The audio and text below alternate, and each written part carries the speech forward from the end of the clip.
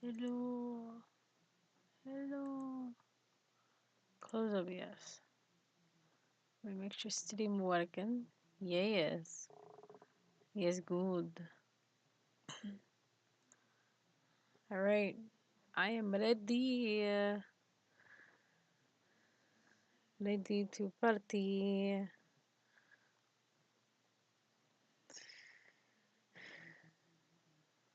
Yes, I want mobile live dashboard.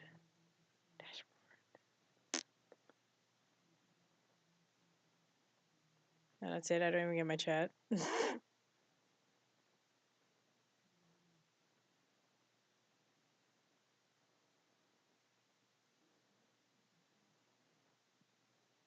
Turn down my sound. Just look at the chat room. And go to Discord and tell y'all I'm up.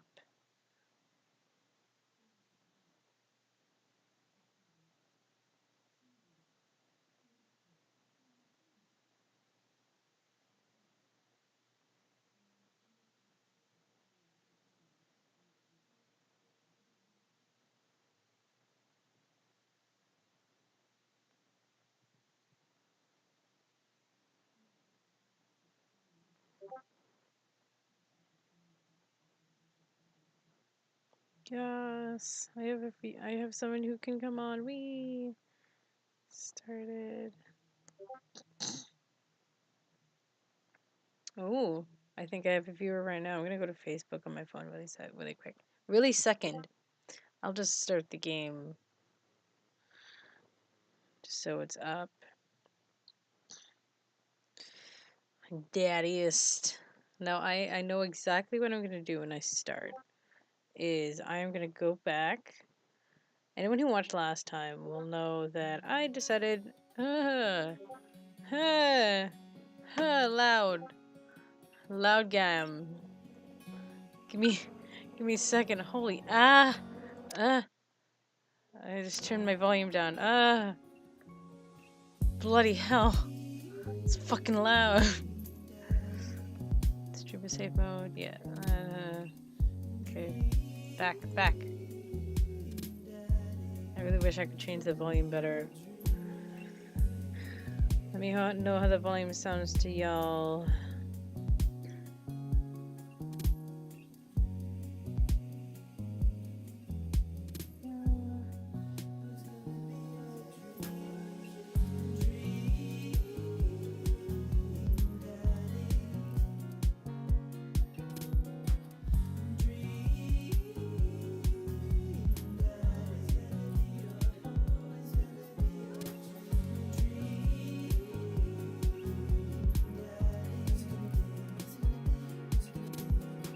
He's gonna be. I just noticed what I fucking said. Okay. Aw. He's gonna love you, babe. He's gonna be.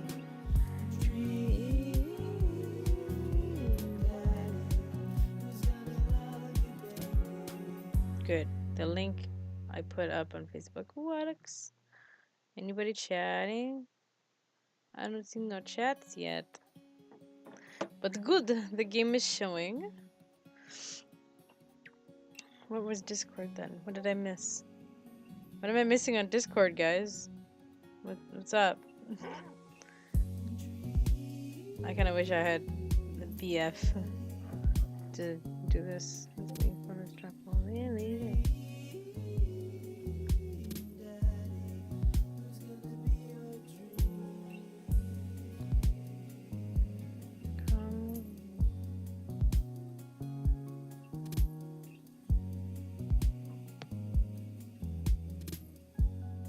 Guys, oh my god, all the memes.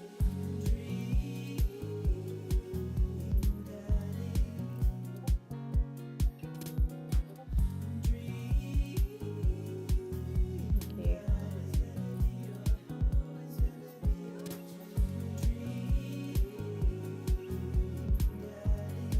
Blanky, come join us.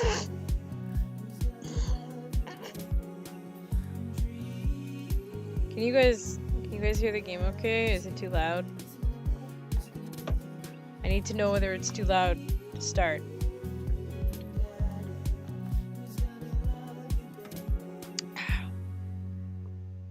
Anyone who's on the chat, please respond. I keep hearing Discord in the background. I really hope it's not coming up. I can hear it so clearly.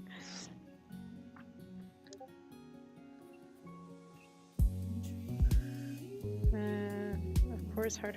He there too. We are there chatting.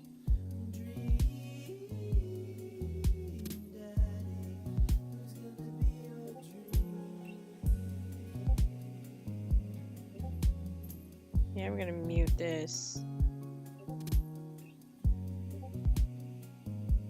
Okay. Open up Twitch again. Alright, so I'm gonna go from where I left off. I don't want to meet Hugo yet. I'm gonna just meeting Robert. So this was the one I think where I needed to load up.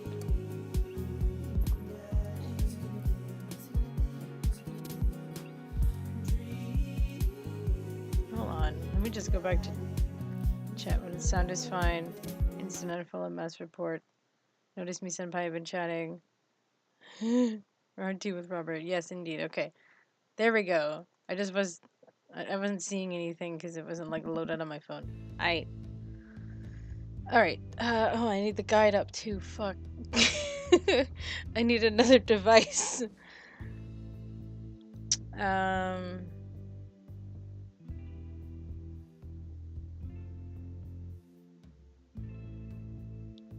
So I know for sure that not buying her a drink is a good idea. She goes, buy a gal a drink? And I go like, no, and Fred's like, maybe some other time. Ugh. Yeah, I need yeah, you need a guide for a dating game. Alk. Amir. Feels bad, man. No. Alright, so okay, I guess I'm gonna stop looking at the chat for a second so I can open up the guide. I had it. I forget what it was. It was like... I think it was Indie Obscura. Was it? Yes! Yes! Alright, so I got this. Go back to Twitch. Alright, suit yourself, sailor. Mary saunters off, setting her sights on the newest bar patron to enter. Oh my god, this is gonna be so weird. Okay, so what I gotta do is... I just know I gotta not sleep with him. Compliment his jacket, running away from my problems. He likes it when you say running away from his problems. And don't go in and then... Okay.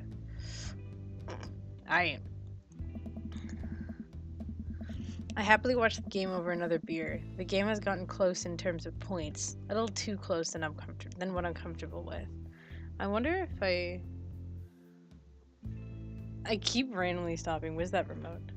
I'll just half use the other computer just so I can have the guide up. But that means I lose my mouse. But that's okay. Because my computer has a touchpad thing.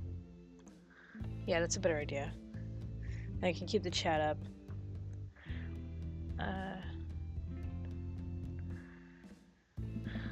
After a particularly skilled player scores a number of points for the other team, putting them in the lead, I hear an affirmative grunt from another man at the bar. Okay. Bert. Hey. I want to type on Chrome, please.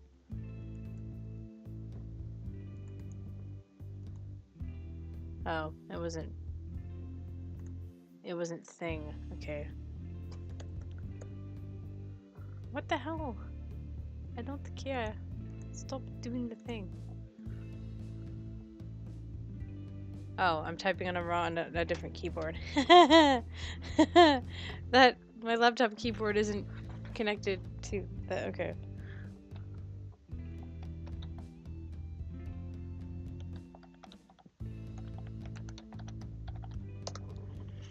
I I hope that worked.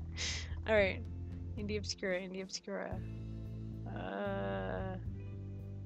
Okay, how to get Robert's ending. Ah, Mishi. Okay. And there's the guide on another computer. Sweet, it worked. All right.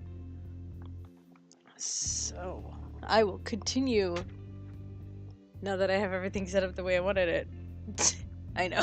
I probably typed Robert 10 million times into something and I don't know what. Okay. Go team.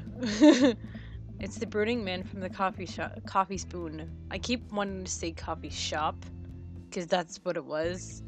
But coffee spoon is what it's called. That's what the fucking place is called. All right. He sits alone, sipping whiskey and watching the game as well. I am drinking too, by the way. So I mean, if my reading gets shitty, it's gonna happen. Like, just expect it. Enjoying the game? I am now that we're winning. Oh, we must be rooting for different teams. In my opinion, my team is far superior. I have to disagree with that. Based on our win-loss record, I say that my team is superior. That's where you're wrong, since as it stands right now, my team is beating yours. The conversation ends there, and we both go back to silently rooting for respective teams. The game is close, with both sides playing their hardest to win. But in the end, my team prevails. Quiet cheers ripple through the bar.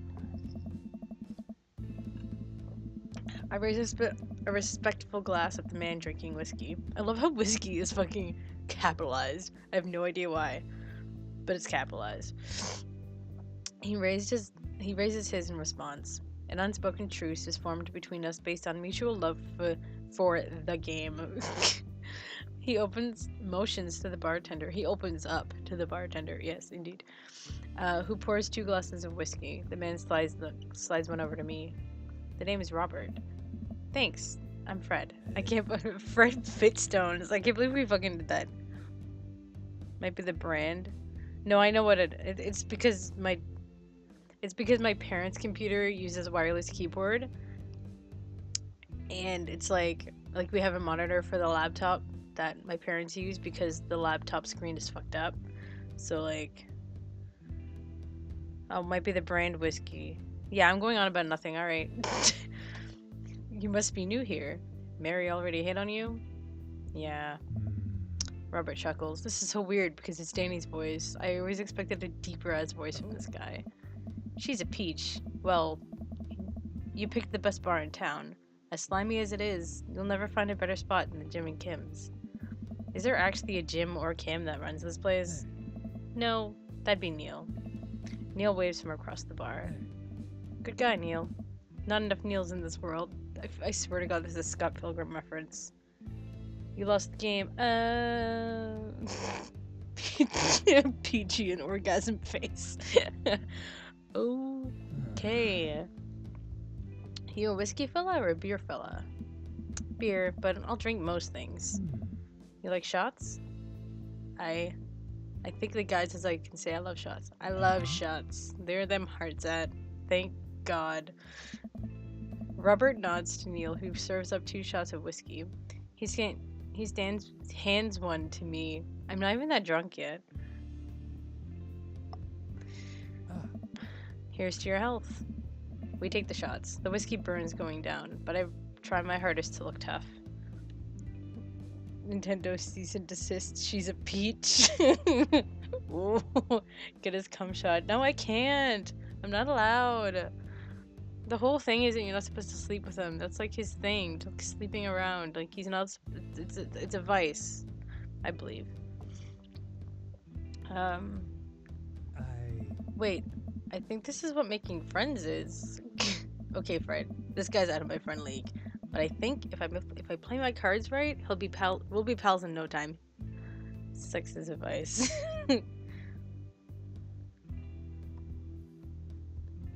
I compliment the jacket, right? I wanted to do the jacket anyway.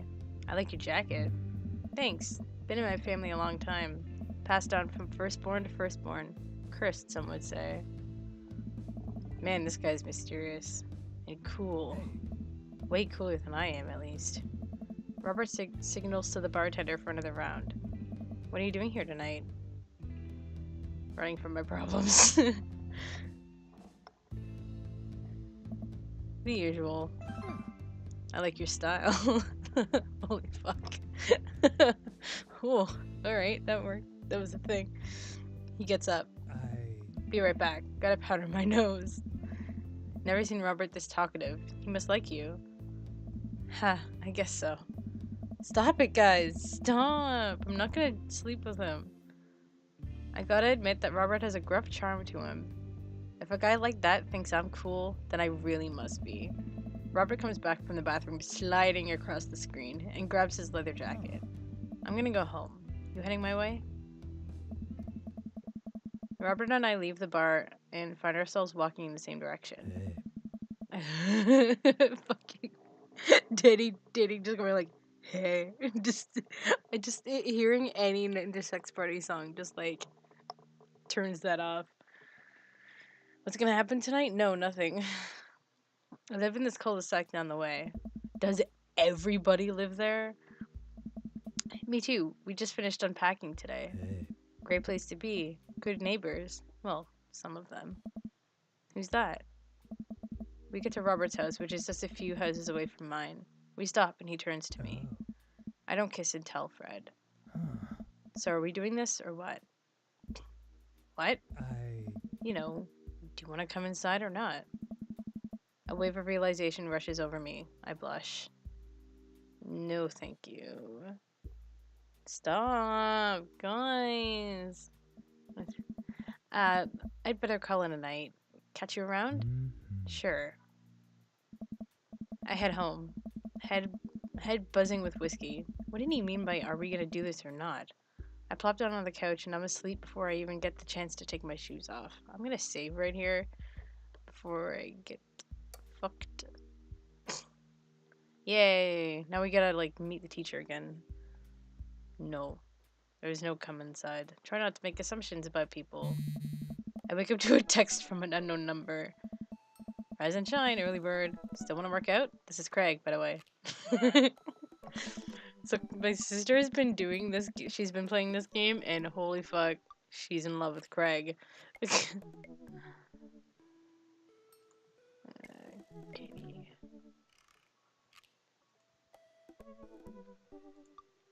I'm gonna open Facebook here. On the wrong keyboard again.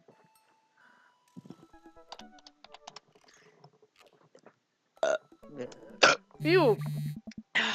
Moves. Oops. Must have winked back out. I check my phone again. Shit.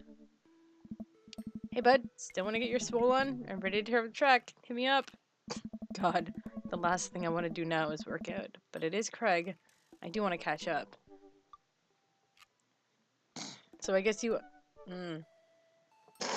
Fuck. Where was the guide? Where was the guide? Oh, I have to go back to sleep. Oh, I can't catch up with my boy. Because that means a date. Sorry, bud. I gotta say no. I shoot a quick text to Craig to apologize for bailing and immediately fall back asleep. Oh man, how long was I out? What time is it? I look over at the clock. It's 3:55 p.m. I have to be at that parent-teacher conference in 5 minutes. Oh god, so if I sleep with him, I'm there on time. But then I don't sleep with him. I'm fucking late. What the fuck? I jump back out of bed, throw on the nearest clothes, and run out the door. Look before beef, you're in the clear. I arrive at Amanda's school and check in at the front desk. They give me a bright orange visitor sticker and send me on my way. I'm barely awake and feeling pretty haggard, but hopefully nobody will notice. So last time I was hungover, I guess it's kind of an improvement.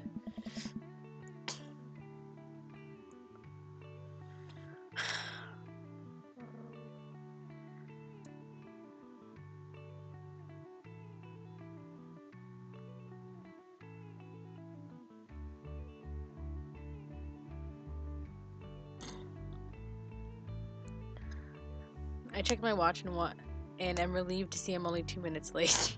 Wait, was it room 103 or 108? I spot a youth standing at his locker and approach him for help. Excuse me, do you know where Mr. Vega's classroom is? The youth turns around and looks me up and down with heavily lined eyes. Come on, kid. I'm late for a meeting. Mr. Who? Youth. Mr. Vega. I don't know. Have you tried the exit? Okay, wise guy. Are you gonna help me or not? Sigh, fine. Up those stairs and to the left. Can't miss him. I head up the stairs and walk around, unable to find Mr. Vega's class anywhere. After a couple of minutes of searching, I head back downstairs. That punk youth sent me on a wild goose chase.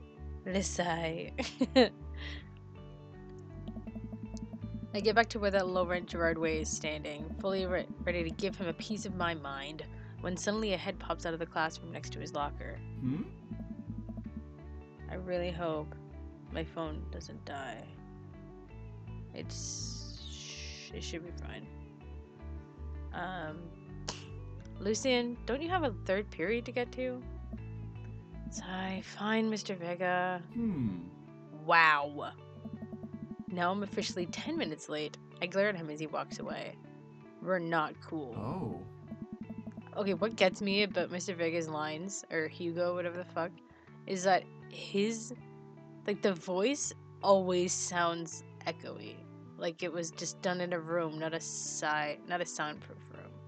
You know? So I mean, like, you can just hear everything and it kind of gets me. Forehead. I don't know, it feels kind of low quality for me, but that's just me being nitpicky. You must be Fred. This period's almost over. Would you mind waiting in the back? Mr. Vega leads me in and I take a seat in one of the comically small students' desks in the back. I might get stuck in this. Oh. Alright, so where were we? Now who can tell me about the unreliability of the narrator in J.D. Salinger's Catcher in the Rye? Yeah, like my life in high school. Yes, Colin? Colin stands up and does the thing where he blows into the crook of his elbow to make a fart noise. Oh. The whole class erupts in laughter. Alright, everybody. Very funny, Colin. Please sit down. Oh. Now, Holden Caulfield is an unreliable narrator in the sense that he never tells the fucking truth. If anyone's ever read that book, you guys know, yeah, like, Kitano, you need to read that book. He is the most unreliable narrator you'll ever read in a book. He always goes on tangents, and you're never sure if he's lying to you or just other people. It's a thing. And it's high school, and I still fucking remember that. That book is timeless. The bell for the end of the period rings. All the students immediately get up and make a break for the door.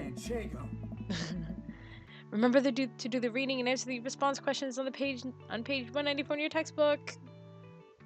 I.e. something I never did. Nobody's listening. Or not, I guess. Mr. Vega turns to me and sighs. Middle schoolers, right? Don't you teach high schoolers? I don't know. Both. You know, budget cuts. Right. Thanks so much for coming in. No problem, Mr. Vega. Oh. Please, call me Hugo.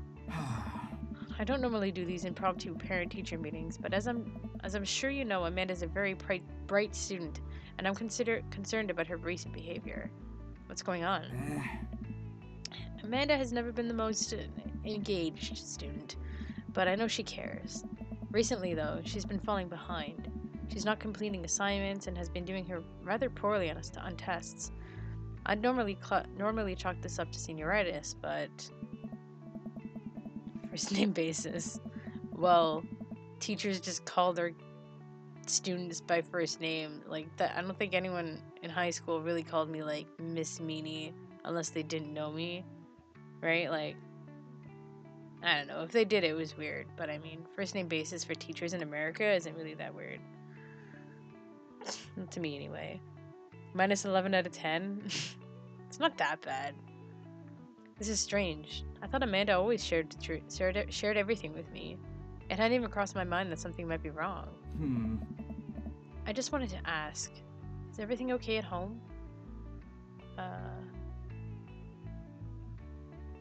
Shit. This has nothing to do with anything in this guide, of course.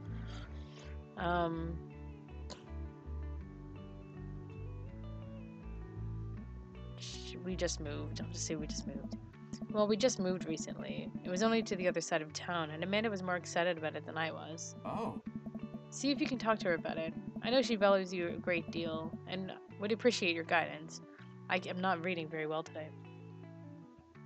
The teacher told the dad to call him by his... Oh. Well, just to feel less awkward? Like my sexual tension. Sexual tension in general is really uncomfortable. See if you can talk to her about it. I know she values you a great deal and would appreciate your guidance. If she keeps heading down this road, I know how important art school is to her, and I would hate to see her miss out on scholarship money that she clearly deserves.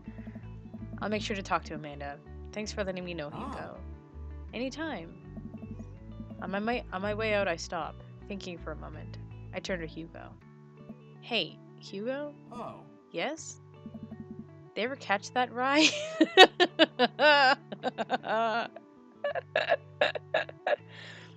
You only miss that she's, like, not doing very well in school, and, like, you should be worried about her.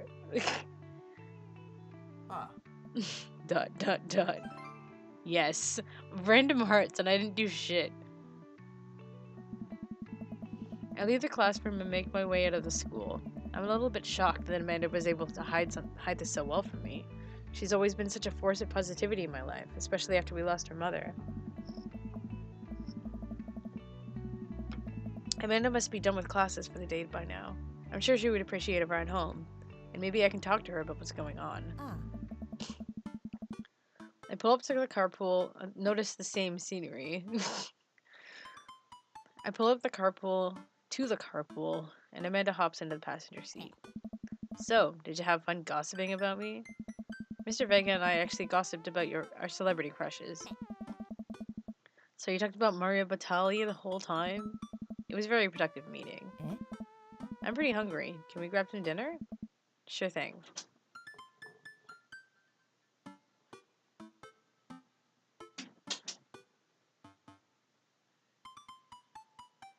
I think I'll go to the food court because that's where you meet someone. I can meet another dad. Does that sound good to you? Yeah, sure. Why the mall? Jeez, can't a dad take his daughter to the mall? Will you buy me things? I will buy you a thing. Singular. Sounds like a deal to me. We drive in silence for a short while. Amanda plays a game on her phone. I should say something. You know, sometimes when a kid gets older, they find they have to keep things hidden from their parents. And that's okay, because sometimes that's what kids do. Oh, okay, that just does it. Oh, shit! Go back. Hold on, it's good to have the parents' perspective because you... Oh, fuck. Basically talked about perspective. I missed that part. And maybe they're a little cooler than you give them credit for. Anyway, what I'm trying to say is it's good to share. Love you. ... Have you been reading my tweets? You have a Twitter? What? Never mind. Look, sweetie, Mr. Vega said you haven't been participating in class, and that you're not turning things in. Oh, I'm fine, Pops. Senioritis and all that. I thought you liked Mr. Vega's class. Oh. That's weird. That was a weird question. It's fine. He's fine. We pull up to a stoplight and I eye Amanda. She's still texting. I want you to know that you can talk to me about anything. Aww. Uh-huh. I can tell that whatever it is, she doesn't want me knowing about it. That's frustrating. Burping time. Yeah, the whole stream, right?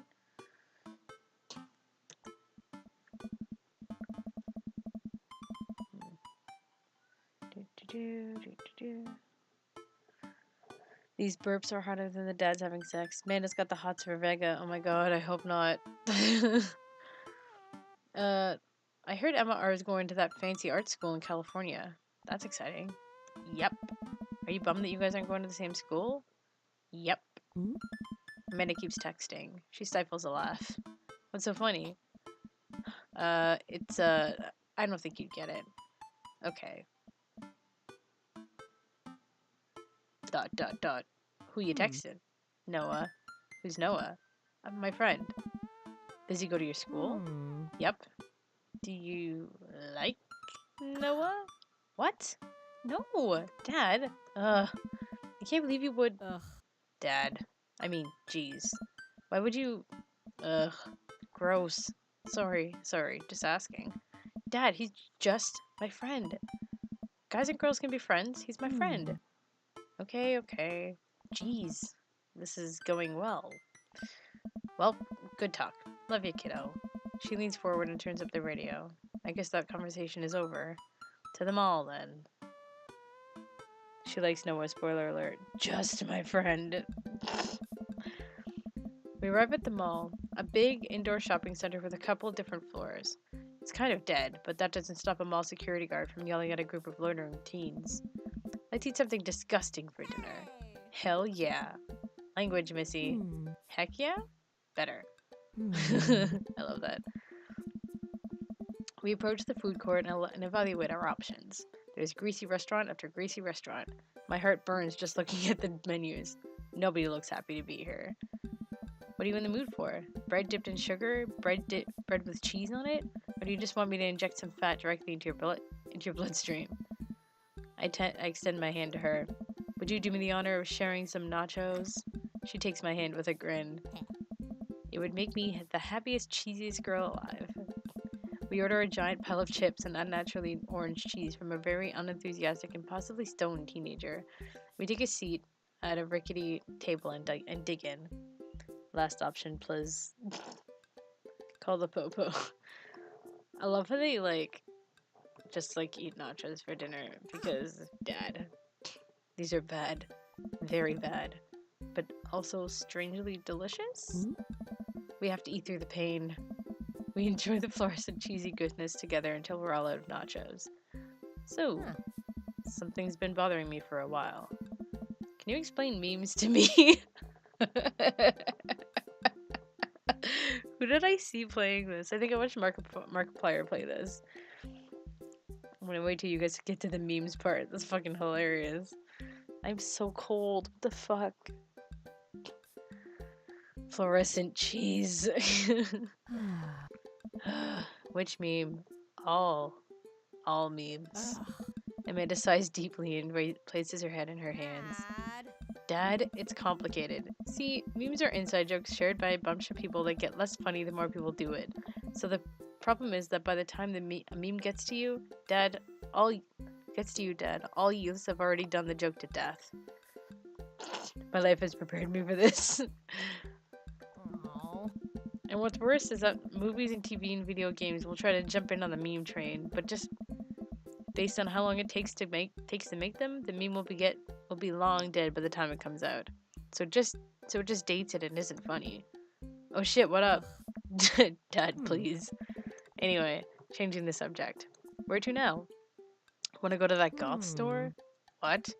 You know, the one that's all black and tries to establish itself as an anti-establishment despite being an exact representation of the establishment. I don't know what store you're talking about. You know, the one where you can buy chain wallets and it's basically an assault on what people fought so hard against in the punk and hardcore movement of the 70s and 80s. Dude, you gotta be more specific. The one you threw up in that one time. Oh, that one. Hot topic, literally. Amanda runs into the store with me trailing behind her. She makes a beeline for the back. There it is! You can still see the outline, kinda. I'm so proud. Speech! Amanda. Speech! Alright, I'll do it if you stop chanting. Amanda stops immediately. I clear my throat. Thank you all for joining us here today to commemorate an historic moment that would forever shape history. On a day very much like today, 5 years ago, our very own Amanda Ann Fitstones, Anne Why is everyone's name Anne? Had too much blue raspberry slushy from an outing to the mall. After begging her father to take her to Dead, Goth, and Beyond to buy rainbow suspenders, she proceeded to throw up all over a display of My Chemical Romance merchandise. Her loving father then had to pay for said merchandise, which is to this day remains among our possessions. Thank you. Amanda is moved. She begins clapping. Slow at first, then faster, and more vigorously. Several other patrons turn their heads. One of them also starts clapping. I bow my head. Oh hey, chain wallets! While Amanda busies herself looking at band t-shirts, I try to find something of interest to myself. Not much for a dad to look at in a Dead, Goth, and Beyond.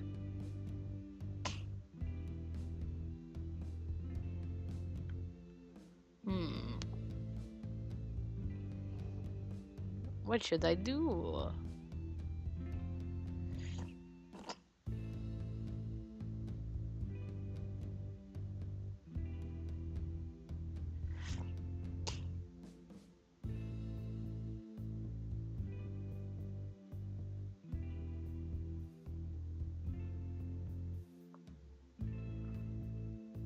Oh, okay, so there's another thing where there's a barbecue.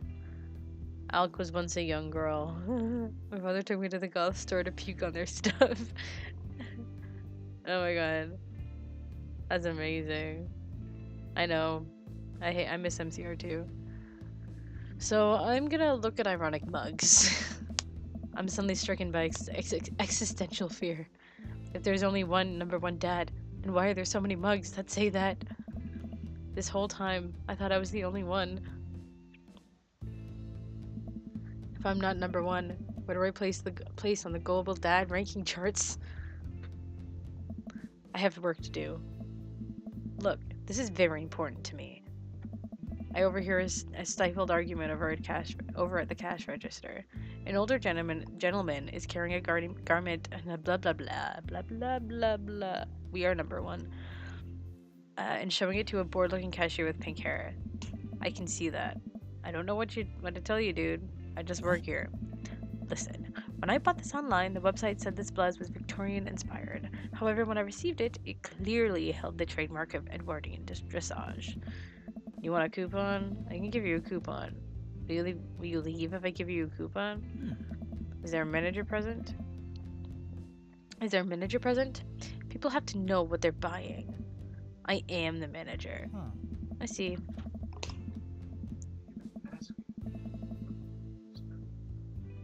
I'm sorry, I forgot to lock the door. Yes, I know. You don't have to talk on my stream, Dad.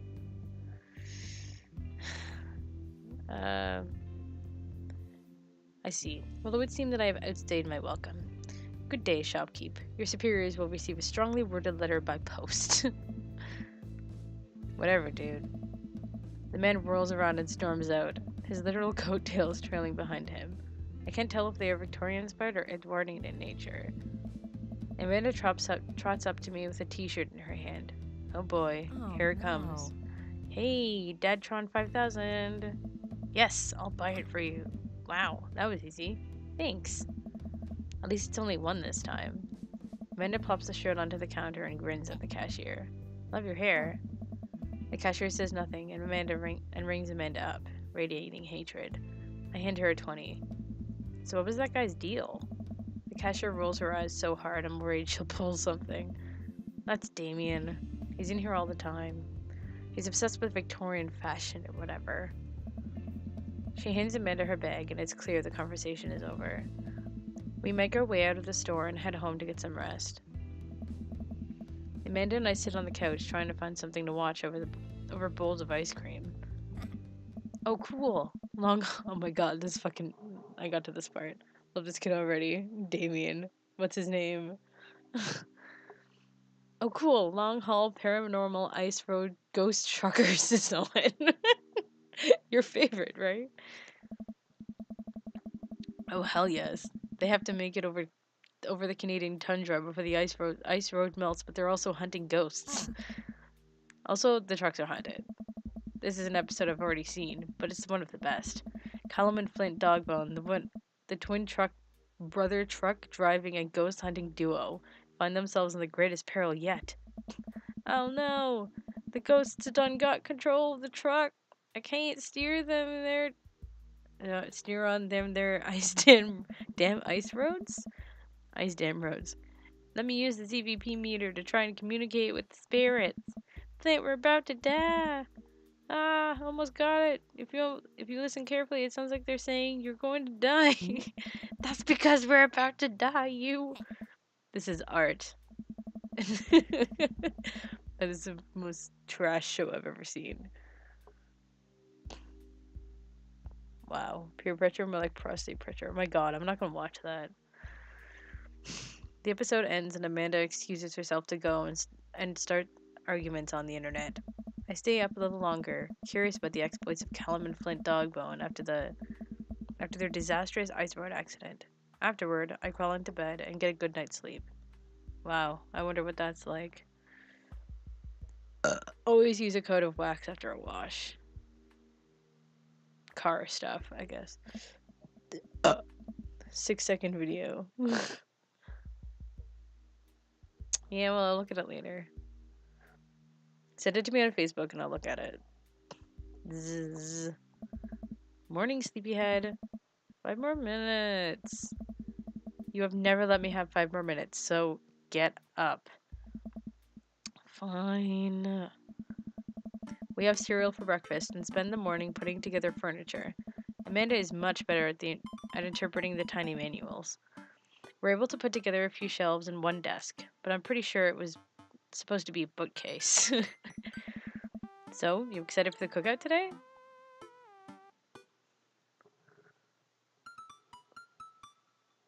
I'm excited to beef up my grilling skills. If there's food, I'm excited.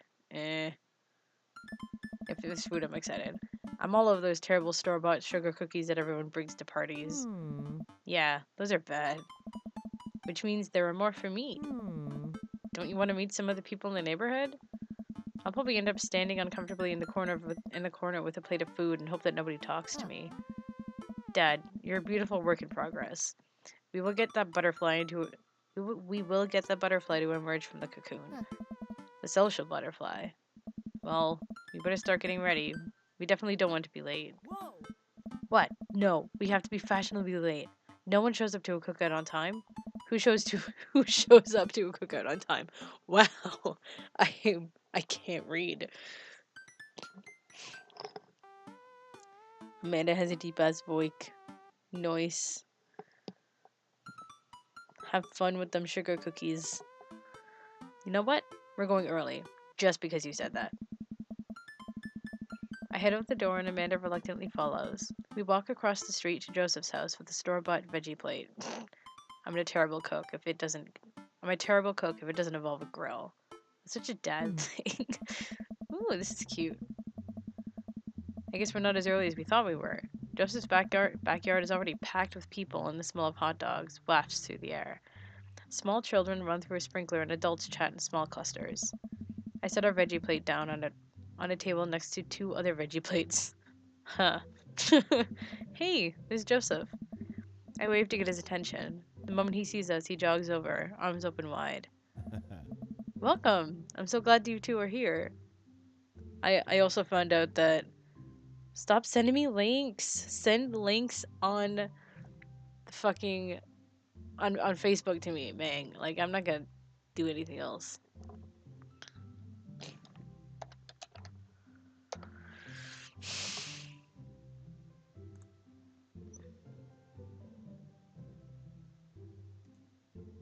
You need to stop sending me links. I don't want to watch it now. Give me a break. Jesus.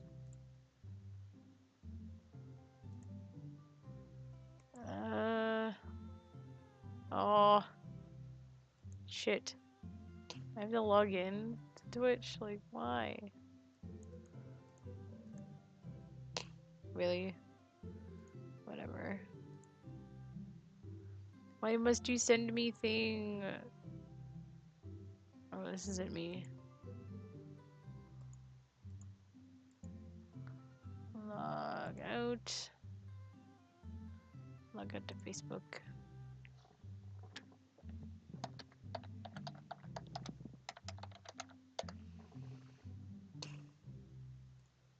What is this damn video? I'm apparently never gonna hear the end of it until I watch it.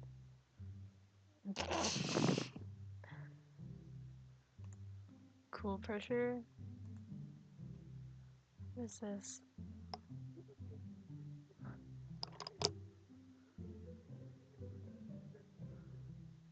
No. No. Just no. Okay, I watched it. You happy? Can I continue now? Thank you. And you brought veggies. Let me introduce you to my family. Kids, come on over here. This is Chris, my eldest. Hi. Oh. This is Christian and Christy. They're twins. They stare creepily and say nothing. Then, of course, there's our youngest, Krish. Can't stop with the Krish. Wait, where's Krish? Maybe Mary put it in his crib. Oh no, it's the woman from the bar the other night. What is she doing here? Oh, and how could I forget my lovely wife, Mary? Oh shit. Joseph pecks her on the cheek. She smiles. Ah, Mary, sweetheart. Did you put Krish to bed? I'll have to go look for him. I also found out that Aaron does the voice of Joseph, like Aaron Hansen, so I'm gonna have to look for that. Yeah, it turns out Mary is married to Joseph, so there's some shit with that, I guess. What? You'll have to... Oh. Joseph takes a moment and regains his composure. Mary, this is our new neighbor, Fred, and his daughter, Amanda. I'd shake your hand, but I have a glass of wine that I need to tend to. I love her. Nice to, meet you, Mary, for the first time. Charmed. Well, I have to get over there now. Mary leaves. Oh god, this is so awkward. I wonder if Joseph knows. I wonder if Mary knows that Joseph knows. I wonder if Joseph knows that Mary knows that I know. Oh my god, I just noticed the names. Holy shit. Yeah, holy Jesus, Mary, Joseph. What a twist. The perfect Christian family, right? So I was about to fucking say that. So, like, this is Mary and Joseph, and their kids are basically all kind of named after Christ. Like, what is this? This is not obvious at all. I wonder if Joseph knows that Mary knows that I know. It takes all of my energy not to run away from the barbecue and start fresh in a new city. My wife has a wonderful sense of humor. But please, you two enjoy the barbecue. All the guys are really excited to meet you. Amanda and I mill around and try to find blah blah blah, and try some of the food spread out on the table. I pick up some deviled eggs. Deviled eggs and a Christian barbecue. Amanda grabs a small paper plate and immediately begins piling it with baked goods. Whereas he's is the ultimate Mexican kid. They'll secretly ruin their marriage. Ugh, I don't want to have to make friends. Dad. Come on, Dad. Who are you gonna party with when I go after school? But I don't want to have to do pleasantries. Dad. Ugh, they're gonna talk about weather. Dad. Go, do it. Make a friend. But how could I possibly abandon my only child at a social function? That's bad parenting. This plate of cookies is my new dad. Bye. Amanda shoves me into the center of the yard. Well, here goes nothing. I look around the party and I'm surprised to see some familiar faces. Isn't that the barista from the Coffee Spoon? Didn't I meet that guy at the bar? Didn't that guy throw a frisbee at my head? Frisbee. Isn't that the guy who was throwing a fit in Dead Gotham Beyond? And isn't that Amanda's teacher? Hey, I know Craig. But wait a second. All of these people live in our cul-de-sac? That can't be right. I'd better investigate. I think you have to talk to Robin and Brian. I want to talk to them all.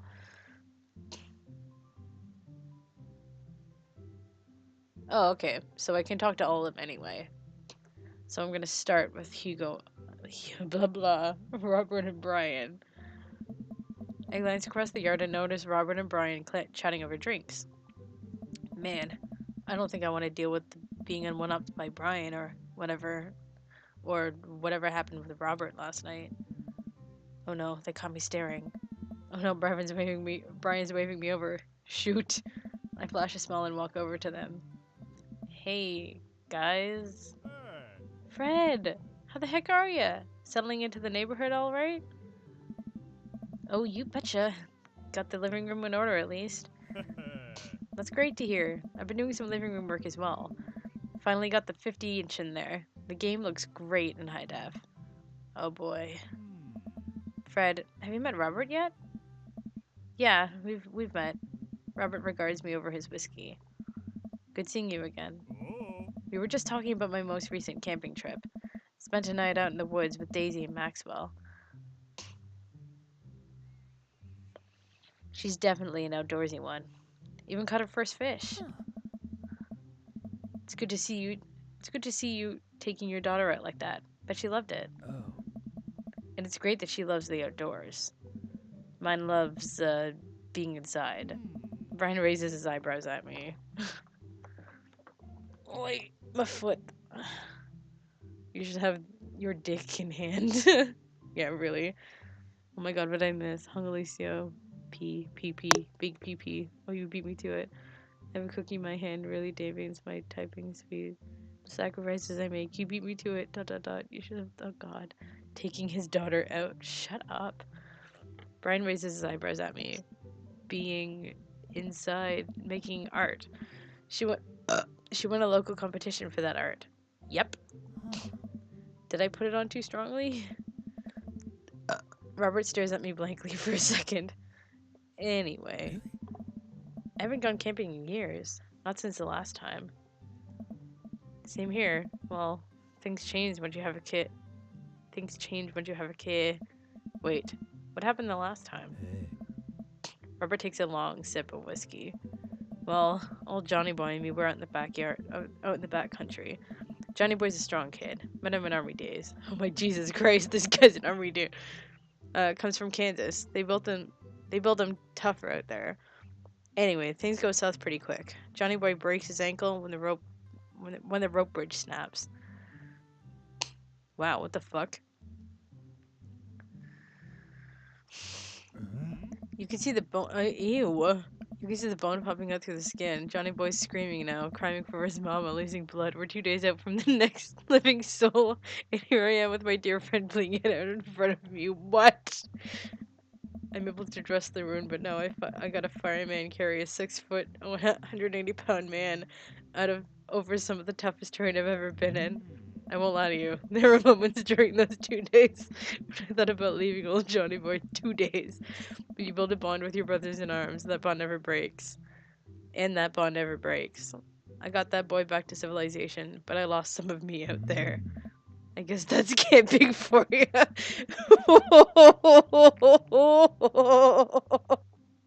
What the fuck? Holy shit. Robert, I love you, but what?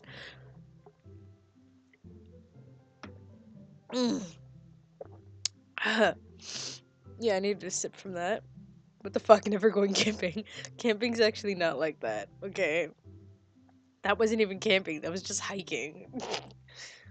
Brian and I stare in disbelief. Robert takes another long sip of whiskey. I'm just kidding. My friend Jenna and I went inner tubing down a river and he lost a flip-flop. Miss that kid. What? What the fuck is this game sometimes? Brian and I laugh nervously. Or am I kidding? Brian and I tense up again. I'm kidding. Phew.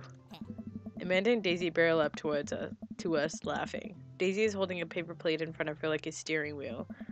We gotta get off this haunted truck. Oh no! The ghost locked the doors! Quick! Hit the emergency escape button!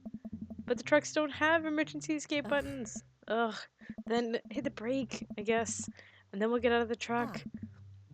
The imaginary truck. Camping Brokeback Mountain is a great movie, guys. I know, that TV show's bullshit. Anyway, we're safe from the ghosts. But how will we ever survive this Arctic tundra? Daisy, you might have to eat me. Are you prepared to do that? I'm prepared to do anything to survive. That's cold-blooded. I like that. Although I'm not sure I have the materials required to properly cook you. You know, that reminds me of the last time I went skiing. Robert! Wait a second. Are you guys playing? Long haul rice? Okay. Long haul ice road paranormal ghost truckers? Yeah! Oh shit, they all do. It's like they're all possessed. Stop ruining their eyes for me, guys. Jesus. Yeah. Amanda and I love that show. It's the best. Especially that episode where Callum rides Flint's keys. Yes. Hides Flint's keys and Flint retaliates by breaking an ancient cursed urn and sending the spirit after him. Yeah. It's such a quality reality television. I don't watch a whole lot of television, but I do enjoy that show. That and war documentaries. Right.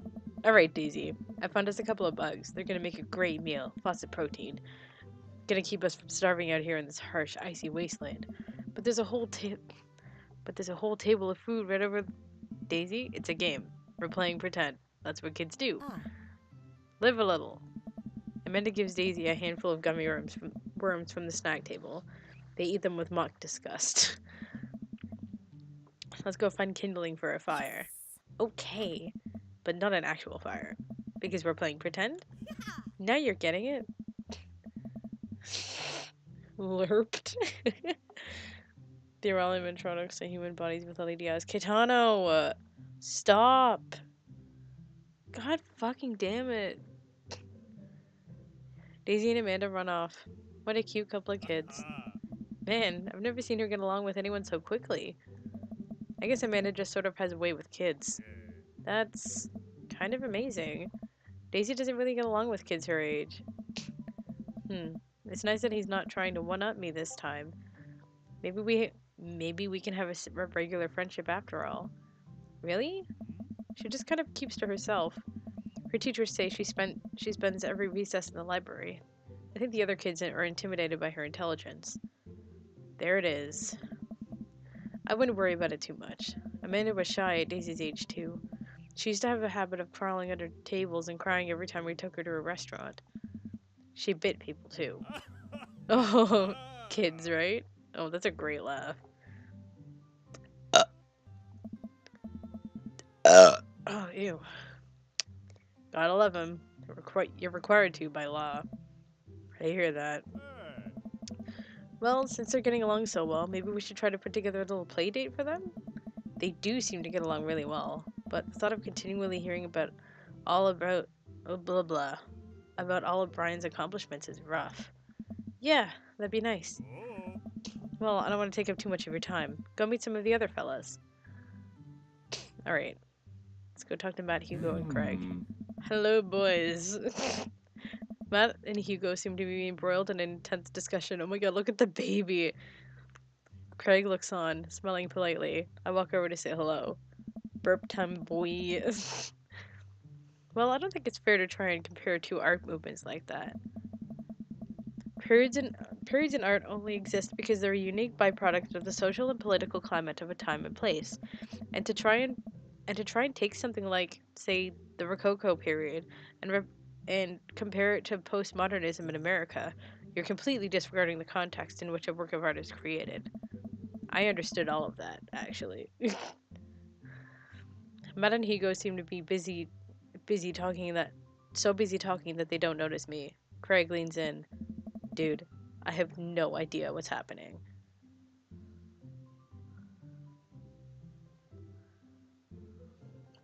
Let's talk to Craig a bit.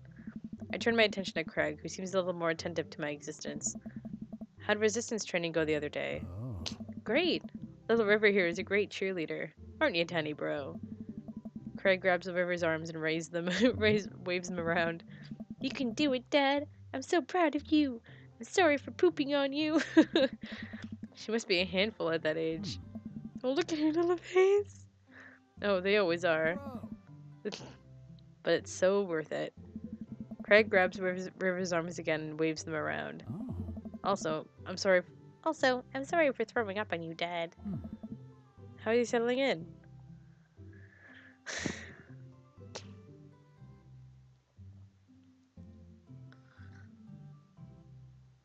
Almost done.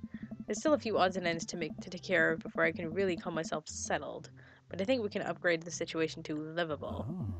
We did livable throughout the entirety of college. Yeah, my goal was for Amanda to live the sort of life that didn't involve eating spoonfuls of ranch dressing as a palate cleanser in between different types of pizza. She still does, though. Hey, she takes after her dad. Fred. Fred, how are you liking the neighborhood? It's pretty nice. Everybody's been super friendly. It seems like your daughter is fitting in just fine. Matt points across the yard to where Amanda, Daisy, and another young girl are playing. They're all sitting cross-legged on the grass, picking weeds and weaving them into little flower crowns. It's pretty adorable. The girl I don't recognize jogs over to us. What is it, sweetheart? It's a flower crown. I thought you'd look cute in it. Oh my god. Wow. Well, there's only one way to find out. Matt takes the flower crown and places it on top of his head. Oh my god, that's fucking adorable. Am I cool now? The girl stares at him, thinking it over. Nope, but you're slightly less uncool than you were before you put it on. Hey, Fred, this is my daughter. Hello. I'm Carmencita? Carmencita. Amanda comes over with Daisy in tow. Dad, look, I'm making friends. Are you making friends? You better be making friends. Yeah, actually. Amanda, do you remember the cool barista from the coffee shop? My old college friend and, your teacher? Oh, hi, Mr. Vega. I didn't realize we were neighbors. Oh, Yup. You still gonna get me that overdue term paper? Great seeing you. Amanda finger guns her way out of the conversation like a champ. She learned the finger guns move from me. I'm very proud. oh. She's definitely a charmer. Speaking of which, where did my son go? Hugo looks around the party. He must finally spot him because his eyes go wide. Sweet Manchego. Ern- This guy is such a literature teacher. It fucking hurts. Ernest Hemingway Vega, are you smoking? Ah, Ernest is holding a lit cigarette. Nope. I see Ernest across the way. He casually takes a long drag of his cigarette and then flicks it into a gutter. Unbelievable. Excuse me. Hugo marches over to Ernest and I turn my attention to Matt and Craig. I can't get over the fact that Hugo has a son named Ernest Hemingway. Oh my god. It kind of just made my literature nerd blush. Oh shit. I think I missed one. Hugo turn my attention to back. Okay. Kids, right? Man, I do not envy Hugo. The last barbecue we had, Ernest tried to shove a. The last barbecue we had, blah blah blah. Bargist. Ernest tried to shove a sparkler down Joseph's pants. What? Nearly burned down half the yard. And the barbecue we had before that, he actually burned down half the yard. And then it spread onto my lawn and burned down half my yard too. Hugo walks back over to us, practically dragging Ernest behind him. Hey everybody, sorry about that. Fred, this is my son, Ernest. Hello. Ernest looks away, sulking, his hands shoved deep in his pockets. ... Hugo nudges him impatiently. Hey.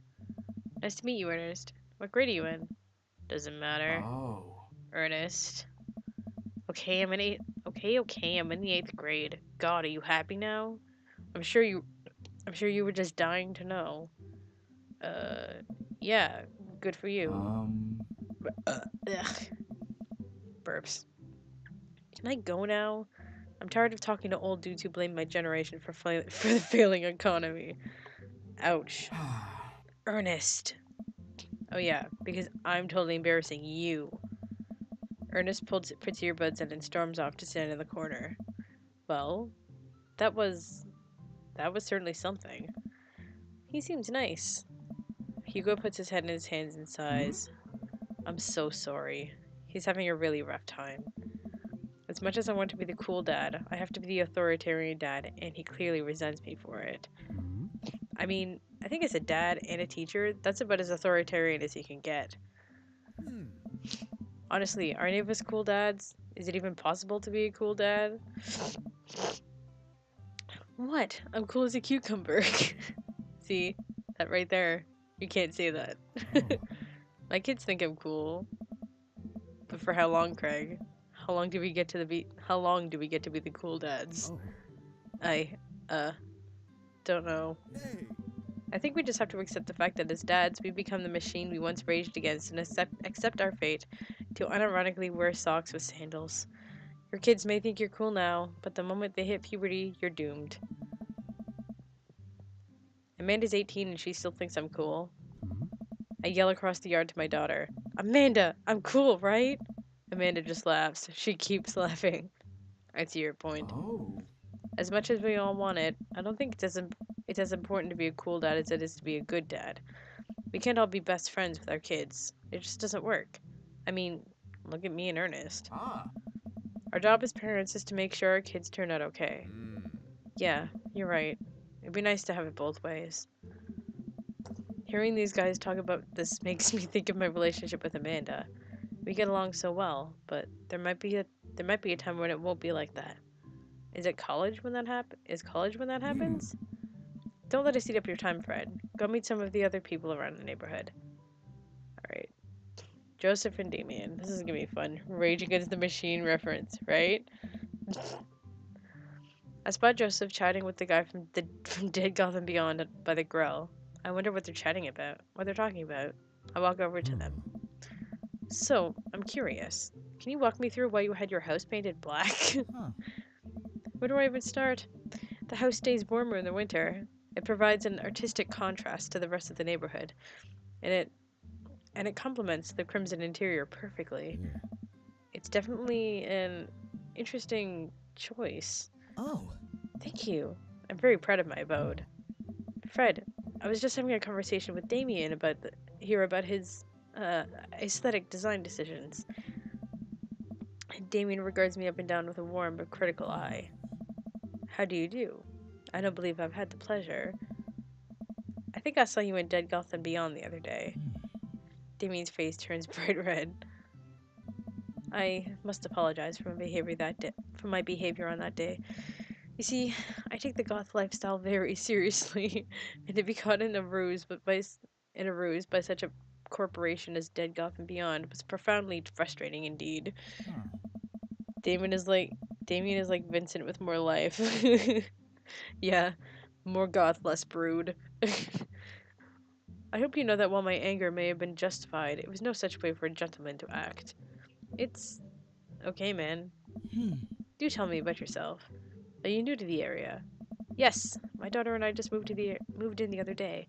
She was the one I took to Dead Goth and Beyond. Very good taste on her part. Does she partake in the goth lifestyle? I think for a second. I look over to Amanda, who's hanging out with some of the older kids in the neighborhood. Oh my. Hey, Amanda, would you consider yourself goth? Amanda yells back. I wouldn't necessarily try to fall under any specific label, but I guess if I had to choose, I would more describe myself as a twee hipster with some normcore leanings. Bats are cool, though. Pity. Are you enjoying the party so far? Oh, definitely. Thanks so much for putting this on. It's nice to be in a cul-de-sac where everyone is so friendly and welcoming. Amanda walks up to the conversation. I also like The Lost Boys a lot. Really good movie. Does that count as goth? That it would, my dear. I don't believe we've had the pleasure of meeting. Guys, his fucking name. Damien Bloodmarch at your service. Is he seriously, serious? Oh god. Right? Damien finishes the sentence with a flourish and a bow, producing a single rose and offering it to Amanda. Amanda blushes and returns the gesture with a curtsy. My, do you know how to treat a lady? Hello, Amanda. Seemingly out of nowhere, Joseph's twin kids appear. Are they speaking in unison? Hey. Hey, won't you come play with us? Hmm. uh, come play with us forever. Guys, enough of the creepy twin shtick. We've talked about this. Yeah? Christian and Christy walk slowly back away. Where do you think they got that from? Hmm. Mary pops into the conversation, wine in hand. I, don't know. Mary takes a long sip of the wine. I think I might have taped over a VeggieTales VHS with The Shining. Who knows? She takes another sip of her wine. Where's Krish? Come on. Wasn't he with you? You had him a moment ago. He's probably stuffing dirt in his mouth. He'll be all right. Toddlers are pretty resilient. Mary tips her glass to me. Ain't it my first time to the rodeo? It's my fourth. Come on. I haven't squeezed 4 little... Sweetheart, would you do me a favor and please find Krish? That would be great. Oh my god. I'm sure he's fine.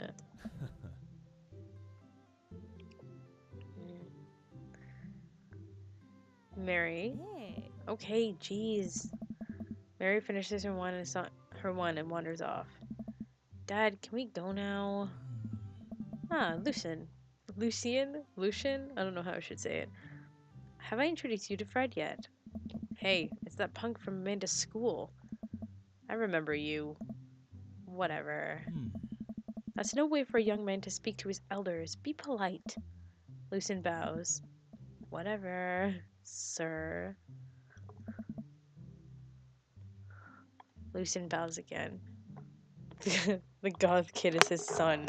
Yeah, I knew this. I actually kind of spoiled this for me, but like, not that would have been the surprise. Mr. Christensen. Christensen. Wow, may I have a veggie burger, sir? Coming right up, bud. Are you vegetarian? Yep. We've had 2 veggie burgers. Did you think that some people in the Victorian area were No. That some people in the Victorian area were vegetarians? They described carnivorous type people as blood lappers.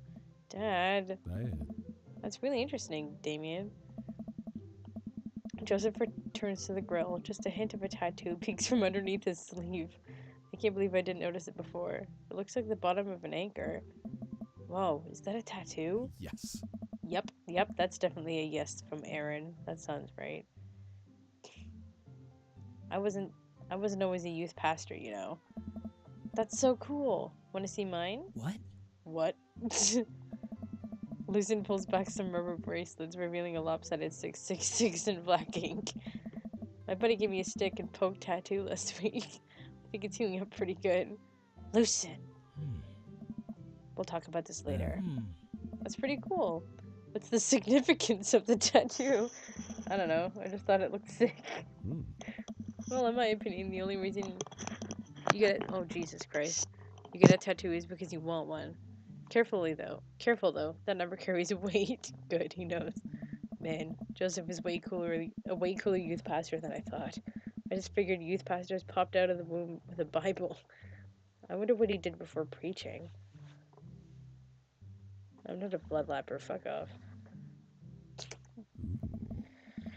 And without further ado, let's work some magic. Joseph closes his eyes, takes a deep breath, and gets to work. With the greatest of ease, he sets patties on the grill, flourishing as he flips his spatula in the air. It's easily some of the best grill work I've ever seen. You guys think this is my first time in front of a grill? He's working faster now, effortlessly tossing cheese onto patties and perfectly grilling onions on the side. One after another, the dads take notice and crowd around Joseph to admire his masterful technique. You probably didn't know this, Fred, but Joseph's known around here for his grillmanship. He's ungrillevable. I've tried to get on his level, but I can't catch up. Hey. Let us keep studying. He has a rare quality about him. Mustard, we keep talking about this. Can't we just appreciate the artist? Hey. I've never seen him make a mistake. Ah. Okay, we need to stop. This is getting too cheesy. Please stop. All the children at the party boo the glorious display of puns in unison. Yeah. Alright, guys, the food's ready. Please form an orderly barbecue. Amanda groans. We all grab our food and hang out, enjoying perfectly cooked cheeseburgers. Yeah. Man, it's so wild how all of us dads live in the same cul-de-sac. Hey. Kinda nice, isn't it? It feels like there's a real community here. Totally helps when you're a single dad just trying to raise a kid. Mhm. We're happy to have you here, man. I think you're gonna like this neighborhood a lot. Oh. Plus, Amanda seems to be getting along with all the kids. If she decides to get into the babysitting game, she'll really make a killing. Hey, why don't you add us all on Dad Book? Dad Book, guys. Dad Book. These robots are pretty punny. Stop it. Fucking stop. I'm gonna have to kick somebody if they keep calling them robots. What a coinkydink, almost like it was planned by some sort of god. One would call them gods. Yeah, it's a great social network for dads to keep in touch with each other. We're all on it. So if you ever need to reach out to anyone, that's the simplest way to do it. Ah. Sorry, I'm just an old-fashioned dad. Social media goes over my head sometimes. Don't worry, Pops. I'll help you figure it out. The rest of the BBQ goes smoothly. We all trade stories and drink beer as our kids play on the lawn. Amanda breaks up a fight between Carmencita. I'm gonna keep messing up her name and saying Carmenista. I don't know why, but that's what I keep reading before I say it. Dad Tinder. And those weird twins. I think they wanted her soul. Welcome to the neighborhood. Yay, achievement. Amanda and I walk back to our place as the sun sets over the neighborhood. Pretty fun party, don't you think?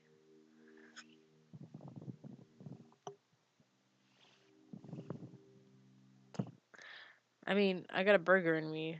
I feel like I was a networking event. I wish I could have played. I wish I could have been playing Paranormal Ice Road Trackers. I got a burger in me. Sweetie, if I can impart any sort of wisdom upon you right now, and not that this was a bad situation, but if you're ever in an uncomfortable situation, and always look for the silver lining. The silver linings get you through to the other side. We ate Rockenbergs today, and it was good. Amen. Well, hey, at least you met some other cool dads. You should hit him up on Dad Book. Maybe I will, if I ever figure out how social media works. ... I have a good feeling about this place. Me too, Dad. Yeah. Amanda and I arrive home with the remnants of our veggie plate. Seems like nobody was really into the cauliflower. Any big plans for this evening? Actually, yeah, I'm going out with some friends. Oh? Oh. Is that okay? Of course. Just keep me posted. And be home before midnight. You got it. And be careful. I will. Make good choices. Of course. And call me if you need anything. Dad, you're not going to do the thing where you wait silently for me to come home in the living room with all the lights off, are you? What? No, I've never done that. I never will do that. Okay. Do you have plans tonight? My plans were kind of to eat ice cream and watch TV with Amanda, but I'll find something to do. I'm gonna... Shit.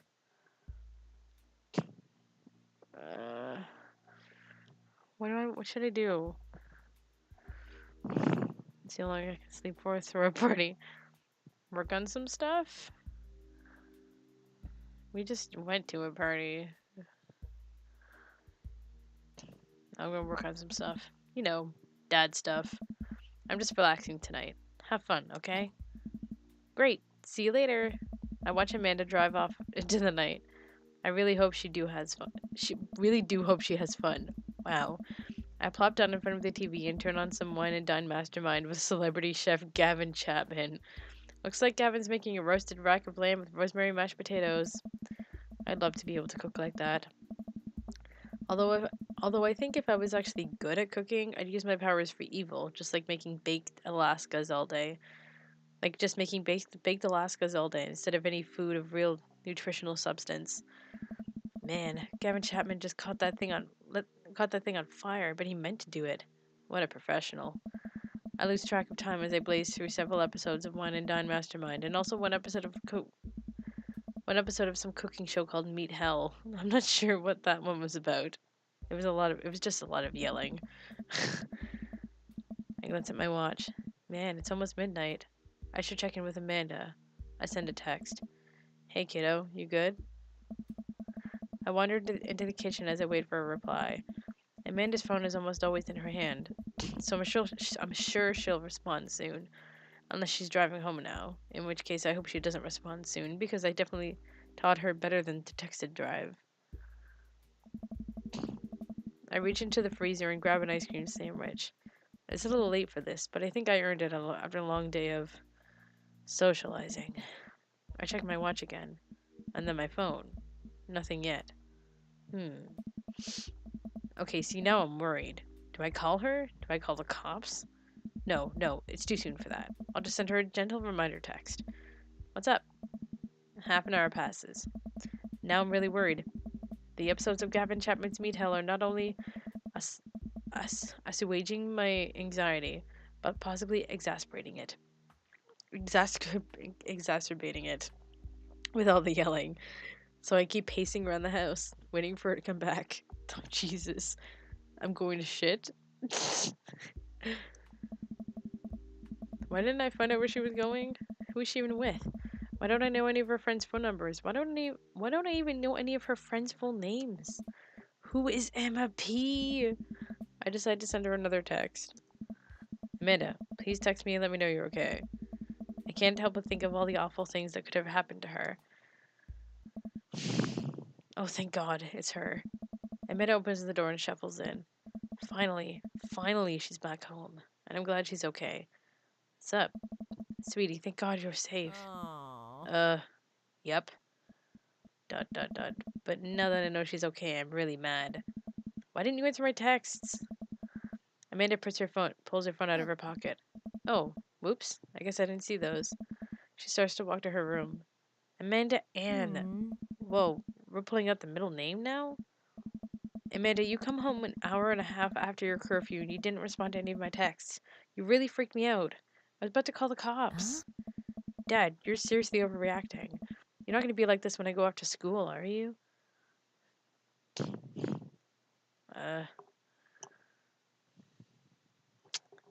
Great, now I have to try and decide what kind of dad I want to be.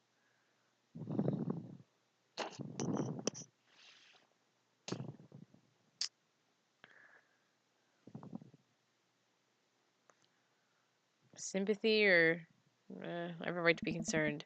You're my only daughter. Well, I can't give you a play-by-play of everything I do all the time. I'm 18. You shouldn't even be giving me a curfew in the first place. I sit down on the couch and put my head in my hands. I feel very tired of all of a sudden. You really scared me. Just please don't do that again. ... All right.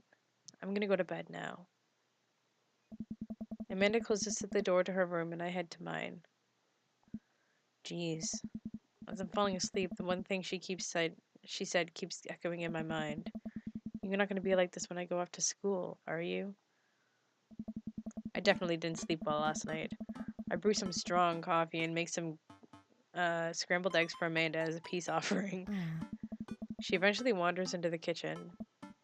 Hey, I thought about what you said last night.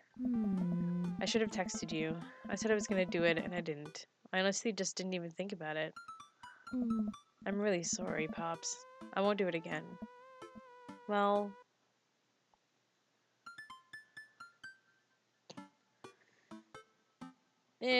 let's be nice. You're an adult now. I shouldn't have gotten so worked up. Team Fitstones? Team Fitstones. Amanda gives me a hug. Want some eggs? You know it. Sprinkle some cheese on them? Already did. Bless you. Amanda scarfs down the eggs and in the time it takes me to wash the pan. Huh. Alright, I'm off to school. Smell you later. Wait, one more thing before you go. What? What's Dad Book? It's a social media platform. Wait, what? What's a social media platform? Dad, I have to go to school. Come on, Amanda, I'm an old man. I can't put together a dad book profile on my own. Alright, I'll help you sound interesting on the internet. Amanda spends the next couple minutes setting up my profile on Dad Book, which, as it turns out, is a place where dads can get together and talk about fatherhood. Alright, Pops, we gotta fill out your profile. Let's get some likes and dislikes. Alright, let's make my profile. And a Friday night, I'm most likely to... I don't... What do I do on Friday night? I work, sometimes. Polish and sort my coin collection. Netflix and grill a baby. Fall asleep watching the History Channel. Torment my children with dad puns. Sink into blissful oblivion. Sleep. Oh, okay, so I get to... I have to appease the bae. Sleep. If you had one thing to do... If you had one thing to take with you onto a desert island, what would it be? Oops.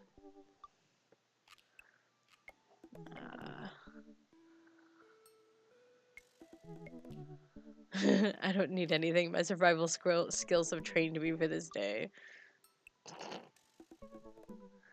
Lost shaker of salt, cast away on DVD for instructional purposes. A boat, obviously. What are your turn-ons? Strong dad arms. Tennis shoes with long white socks, a well-manicured lawn. Street smarts, top tier grillmanship, comfortable with crying. Street smarts? Street smarts. Seems like a good decision. Oh yeah, you guys haven't seen anything. What did you want to be when you grew up? Technical writer for manuals and instructionals? Ew, that's what that is? I don't want to do that. Salty boat captain, pro skater who is also an astronaut. A good father, the president of space. The president of space. I'm going by this guide here. What's your favorite movie genre? They're not sure whether they work. Here are the closest Robert options we found. Feel free to choose whichever you like. If you don't like the ones we've listed below, okay. What's your favorite movie genre? What about war documentaries? Why would it be Sean Connery? War documentaries sounds like it makes sense in the context of Robert.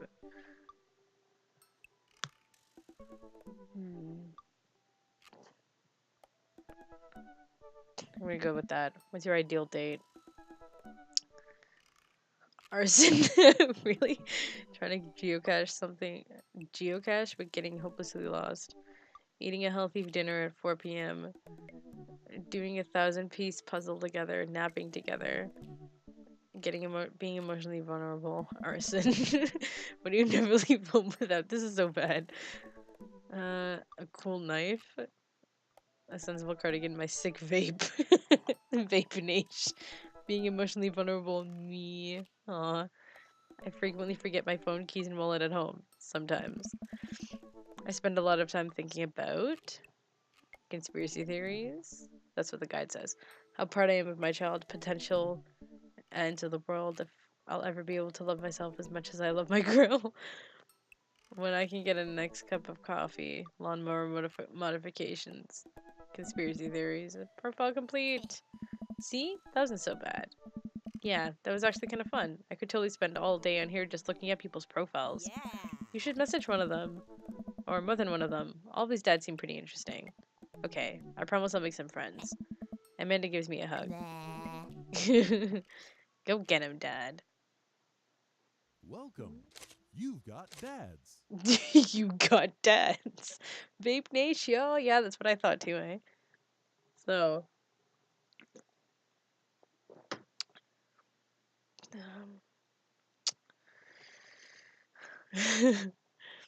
With your dad book completely filled out. Oh, this is the guide I'm reading.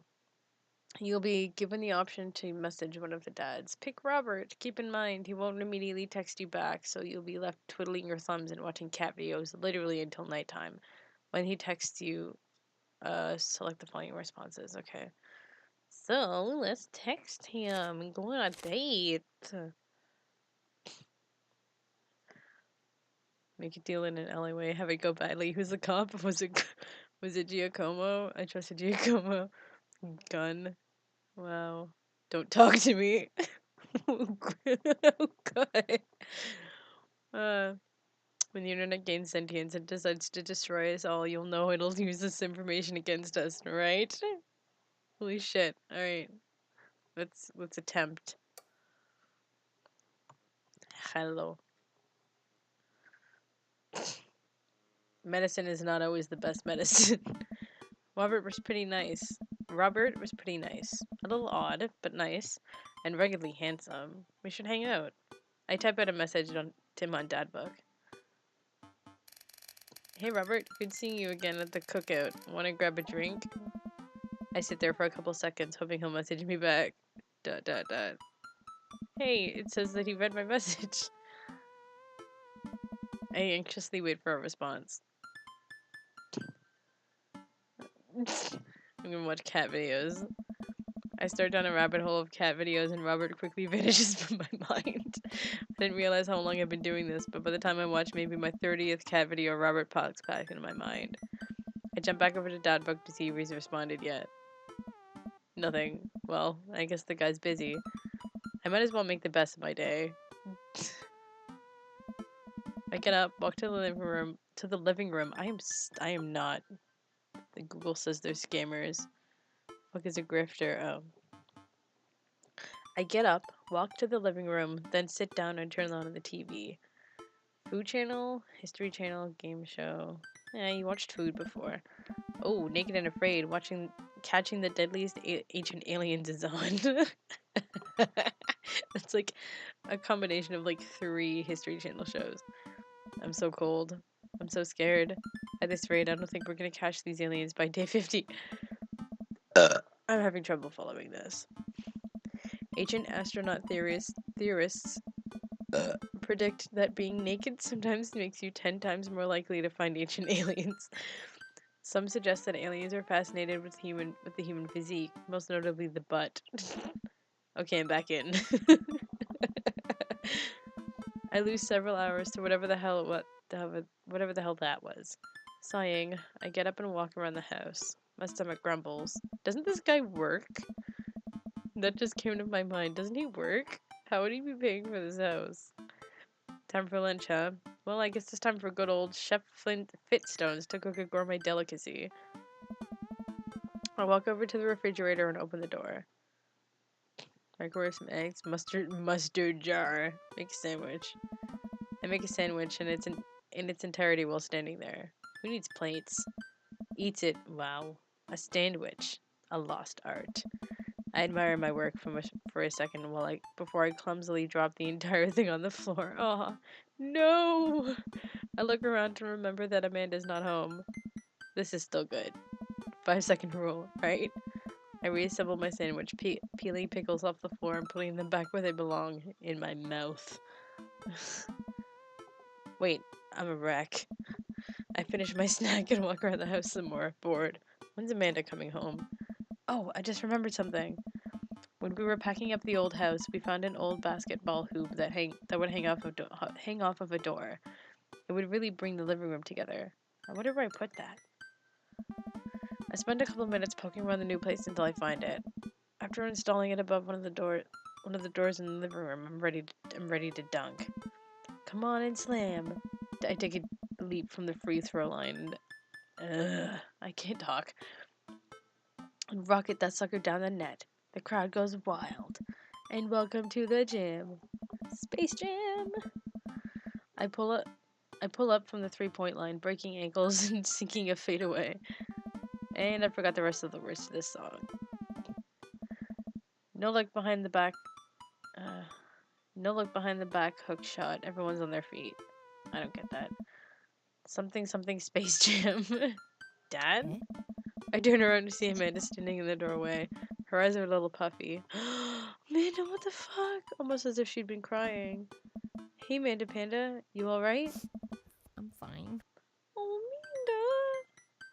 Amanda! What are you doing?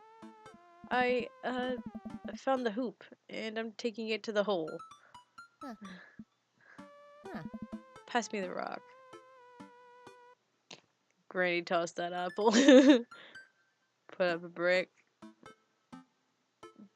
Granny toss. I lead the league in blocks. Set the record for rebounds in my rookie year. Can you think you can handle this? What's a rebound? Oh, when someone misses a shot and the other players try to retrieve it. That's, Yeah. just kidding. Amanda zigzags past me and tips a layup into the hoop. Art of War, bitches. Amanda, language.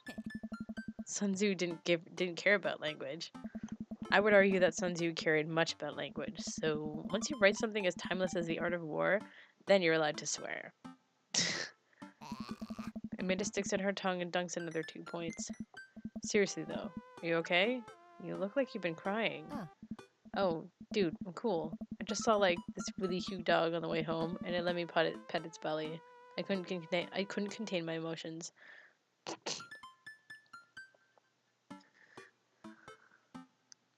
I want to press. Should I press?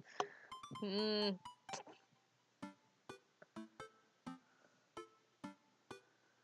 me more about this dog. You sure that's all you're so upset about? Oh, okay, it worked. If there's, anything going on, I just want you to know that I'm here for you. And I'll always be here for you. Whether you need a shoulder to cry on or a strong dad to go kick someone's butt, I'm only a phone call away. Oh. Thanks, Popsicle. I appreciate that. Ah. But I'm fine, really. I'm unconvinced, but I'll stop badgering her about it. I'm sure she'll tell me when she's ready. Oh, okay. Just making sure. Maybe you should be less concerned with my face and more concerned with my full court press. Amanda and I played ball for a little longer, then we cooked dinner together. We managed not to almost burn down the house this time. Whatever. Afterward, Amanda and I dig into a carton of ice cream over an episode of Chopped, Toddler Tournament. Toddler Tournament. What you have in front of you is a molecularly deconstructed potato with a brown sugar demi-glaze with creme fraiche, of course. Whatever the fuck. This is literally a jar of baby food. The toddler immediately bursts into tears. Are we bad people for watching this? Yes. Just then, my computer dings. Huh? What's that? Oh, you probably just got a message. Amanda and I walk over to the computer and check Dad book. It's a message. Blah blah. I don't know. I don't understand why my mouth isn't working, but I have been drinking alcohol, so. Amanda and I walk over to the computer and check Dad book. It's a message from Robert. What does he say? You up? What are you doing? What does that mean? What are you doing? What am I doing? You're just chilling. I'm just working on my motorcycle. That's too edgy. I'm just chilling. I type back, just chilling. Amanda deletes the G and hits send. Just chillin'. Okay. It'll make you look cooler. A couple of moments pass by. Another message pops up. Wanna grab a drink? Hey, that means he wants to hang out. I know what that means, Amanda. But it's kind of late. Come on, Pops. Live a little. I am living. With ice cream and traumatized toddlers. Well, it's your life, but I think you'd have a lot of fun tonight. You are trying to get to know the neighbors better, aren't you? Ugh, fine. I think I'll do this date and then it's done. Because it is kind of late, and I don't have to be up early, but you guys probably want to sleep. I type back a message to Robert asking him for details, and he tells me to meet him at Jim and Kim's. Well, don't wait up for me. I never do. I throw on a nice jacket and run out the door. It's only a short walk to Jim and Kim's, and it's a beautiful night. I walk into the bar. Ooh. Hey there, new music. I think I'm gonna get up for a second and Give me a second. I'm gonna close this door. It's really cold outside.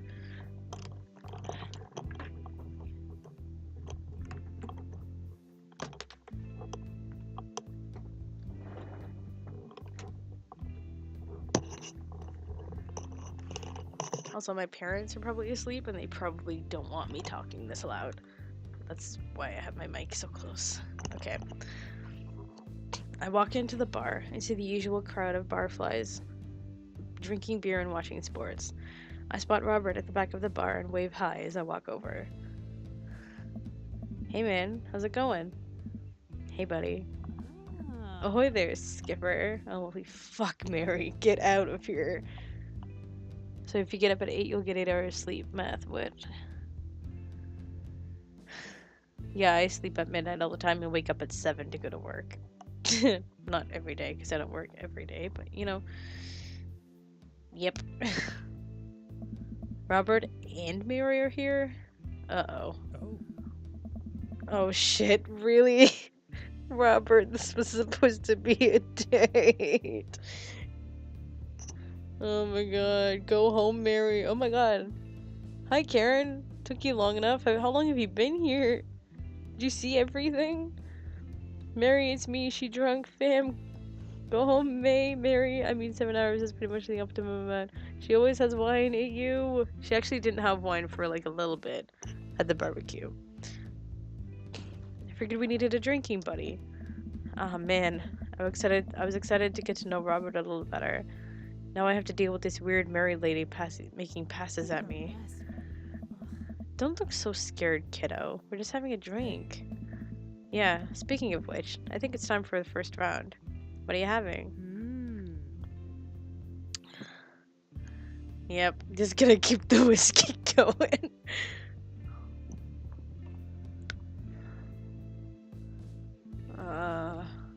Okay. Whiskey, straight up. A dad after my own heart, huh? Wow, oh my god, I got so many eggplants! Oh my lord, that's so great. I'm sorry, that could have made my night. Robert orders 3 shots of whiskey and passes them between us. Well, this wasn't how I expected my night to be going. Guys, I'm going by guide. I would have picked... Oh no, police scrim. I would have picked... You gotta pick whiskey to get him. Here's to bad decisions and relaxed moral values, fellas. What have I gotten myself into? We all knock back shots. I almost choke on the whiskey as it burns down my throat. Holy hell, that was a kick. I look over at Robert and Mary, who seem like good old pros at this. Robert grabs his jacket and throws it on. Let's get marching. What? The night's young, Chief. Come on, we're bar hopping. Oh, alright. Karen, did you yell? Did you... Oh. Night, bae. Tastes too late for me. He actually, I don't know. He's been up later before, I don't know. We leave the bar and start walking down the street. I still don't know this area of town very well, so I just follow Robert. Let's see what my phone's doing. 25%? You will live, my son. Nah, she liked that. So, where are we headed? Irish. Irish I were drinking. It's an Irish pub. Wow. A good pun is the whiskey to my heart. Get a rest, buddy. Aw, Mary. Puns are the lowest form of humor, Fred. Try harder. Ouch. Am I gonna be the butt of the joke all night? Jesus, Mary. Put your fangs away for a second. We walk into Irish I were drinking. The bar is pretty much the same as Jim and Kim's, except for the old-timey Irish memorabilia on the wall. Next round. What are you having? Whiskey hasn't failed me yet. Wow, so many eggplants and tears. Jesus, Mary, Joseph. Literally, though.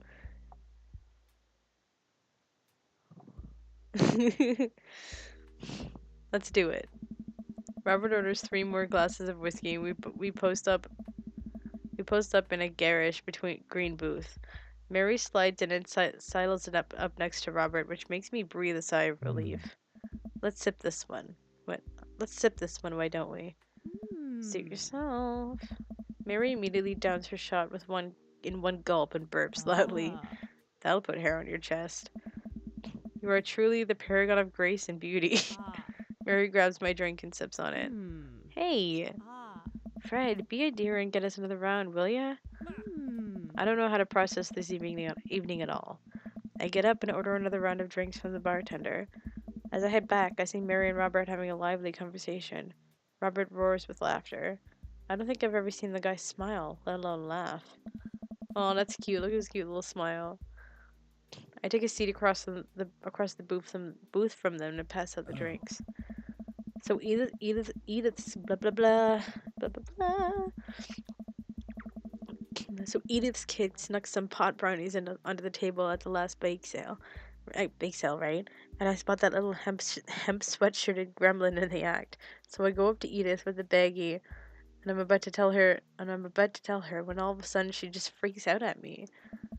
You're ruining the bake sale, she says. I should have been PTA president. Your roots are bad, blah blah. Your roots are bad and blah blah blah.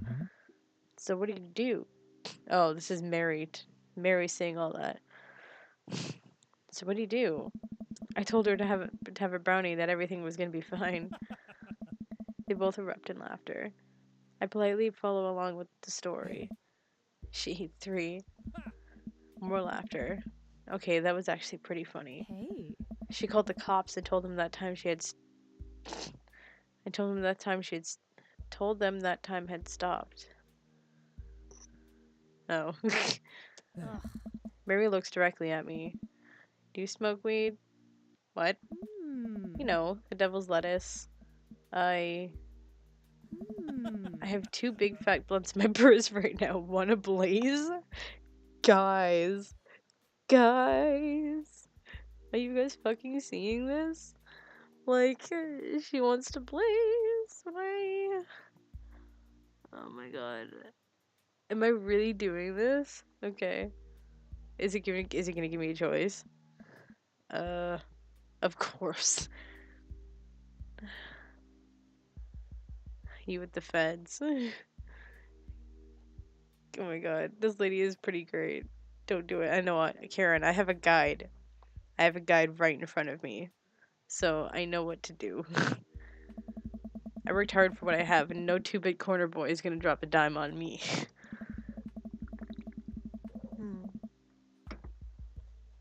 So you take what you're pushing somewhere else, and I'll keep running my business the way I want it run. What? Remember, you come at the king, and you best not miss. You best not miss. Jesus, kid. Dial it back. Robert giggles helplessly. It's not a trap. Reading booze will fuck you up. That's why you don't do it, Karen. Robert giggles helplessly. I'm just kidding, cowboy. Lay off the kid, Mary. He might not be used to your brand of humor. Hey. Fine. Hey. We sit around and sip our drinks, people watching and cracking jokes. After a little bit of time, I begin to warm up to Mary. Her jokes become much funnier and much less scary. But it seems like she's not going anywhere anytime soon. I just wanted some time alone with Robert. I wonder if I can get her to leave somehow. There it is. Okay, so I go, can you get the next round? Could you? Can you? Oh, wrong one. Isn't Joseph? Oh. Hi, did a weed squat circle in the parking garage at Sheridan. Wow, I'm glad I don't experience life. She's like, Jesus. You trying to ditch me, pal? No. Because if you're trying to ditch me, you can just tell me to scram. No, it's fine. Fred wants time alone with his new best buddy, Robert. Read you loud and clear. The wingman breaks formation to pursue their prey. Now, if you fellas will excuse me, Mary needs to sink her teeth into a helpless boy. Go with God. Nice seeing you. Deuces. Nerds. Mary gets up and saunters over to a younger looking guy at the bar. Oh. She grows on you. Does she, though? I feel like she kind of delights in making men suffer. Well, she does. But what about her and Joseph? What about him? You know, they're married, and she definitely tried to get in my pants the other night, and I gesture to her across the bar, where she's making goo-goo eyes at that young guy from before. He looks like he's being held hostage. Oh, that's just the thing she does. She's harmless. Tell that to the boy she's hanging off of. Poor kid looks like he's seen war. Robert lets out a hearty laugh. Hey, I got him to laugh. Aw, man. I know I pegged you for one of those straight-laced types. Yo, you know I pegged you for one of those straight-laced types. Oh, don't worry. I got pretty wild back in my day. Still got a little wild in you? Jesus Christ. There's so much wild in me. You know it. I have a child that I need to care for. I love how that's all in caps. I know what I need to say, but holy shit, I love that it says, I have a child I need to care for. You know it. Robert orders a couple more rounds of shots. I gulp. What am I getting myself into? Think you can go shot for shot? There's only one way to look cool here. I grab the closest shot to me and down it. Robert looks impressed. He takes a shot and knocks it back. That's one. So, what do I even talk about? He's so cool, and he probably hates small talk. So how are things? Oh. I hate small talk. Okay. Too many people. This isn't necessarily you. Wait, okay, too many people, and this isn't necessarily you, but too many people think that they have to fill dead air with noise. Personally, I think they're afraid of the silence, or they're afraid of what the other person is going to think of the silence. Yes, that's like literally what it is, right, Amir? Like that's literally it. Like that's what life is. Preach, preach, my boy, preach. Hey. If you want some unsolicited advice, just learn to be comfortable with silence. It's so hard, dude. Nothing wrong with two people sitting in silence and drinking whiskey. I guess not. Oh, alright. Hey.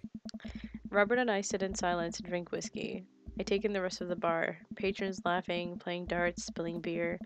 Mary giving the hard sell to that young man. The young man pretending he got a phone call from one of his friends. Huh. Maybe silence is nice sometimes. So, you ever kill a man? What? I choke on my drink. Excuse me? You know, watch the life drain from someone's eyes. It's not just their life, you know. It's their hopes and dreams draining away. Every memory and experience they've ever had, gone. No. Great. Me neither. Robert knocks back his shot and motions for me to do the same. I reciprocate. I'm just messing with you. Relax. I laugh nervously. Or am I? I laugh nervously. Again. Robert. Literally, though. Just still relax in the silence. We sip more whiskey and people watch some more. Mary has her sights set on some other man. Another man after the other one excused himself to the bathroom and, I assume, crawled out of the window. Gosh, this whiskey's hitting me hard. You betcha. Robert gets up out of the booth, shouldering his jacket. Let's roll. Sorry, whiskey. Inside voices. Let's roll. Wait, what about Mary? Brother, Mary is gonna be just fine. I look over at Mary, who's lying on the bar in front of some poor sap. She's singing happy birthday to him while he insists that it's not his birthday. He probably fapped to Mary, to be honest. The little boy couldn't handle. We made our way out of the bar back onto the street. I'm trying my hardest not to stumble, but man, that sidewalk is just coming right at me. I hope Robert doesn't notice me tripping over my own feet like this is the first time I've ever been drunk. Where to? You'll see. Holy shit. What? We're going to a liquor store? I follow Robert through street lamp spotlights until we eventually arrive at a rundown strip mall. There's a beauty salon, a sex shop. What? And oh, look at that worm in the background. A computer repair store that looks like it's been closed for 10 years, and finally a liquor store. Wait here. I'll be right back. I'll be right back. After a minute, Robert returns with 2 wine bottles in brown paper bags. He hands one to me. Cheers. He sits on the curb and drinks. He motions for me to do the same. This is really not where I expected the night to go. I take a sip. White Zinfandel?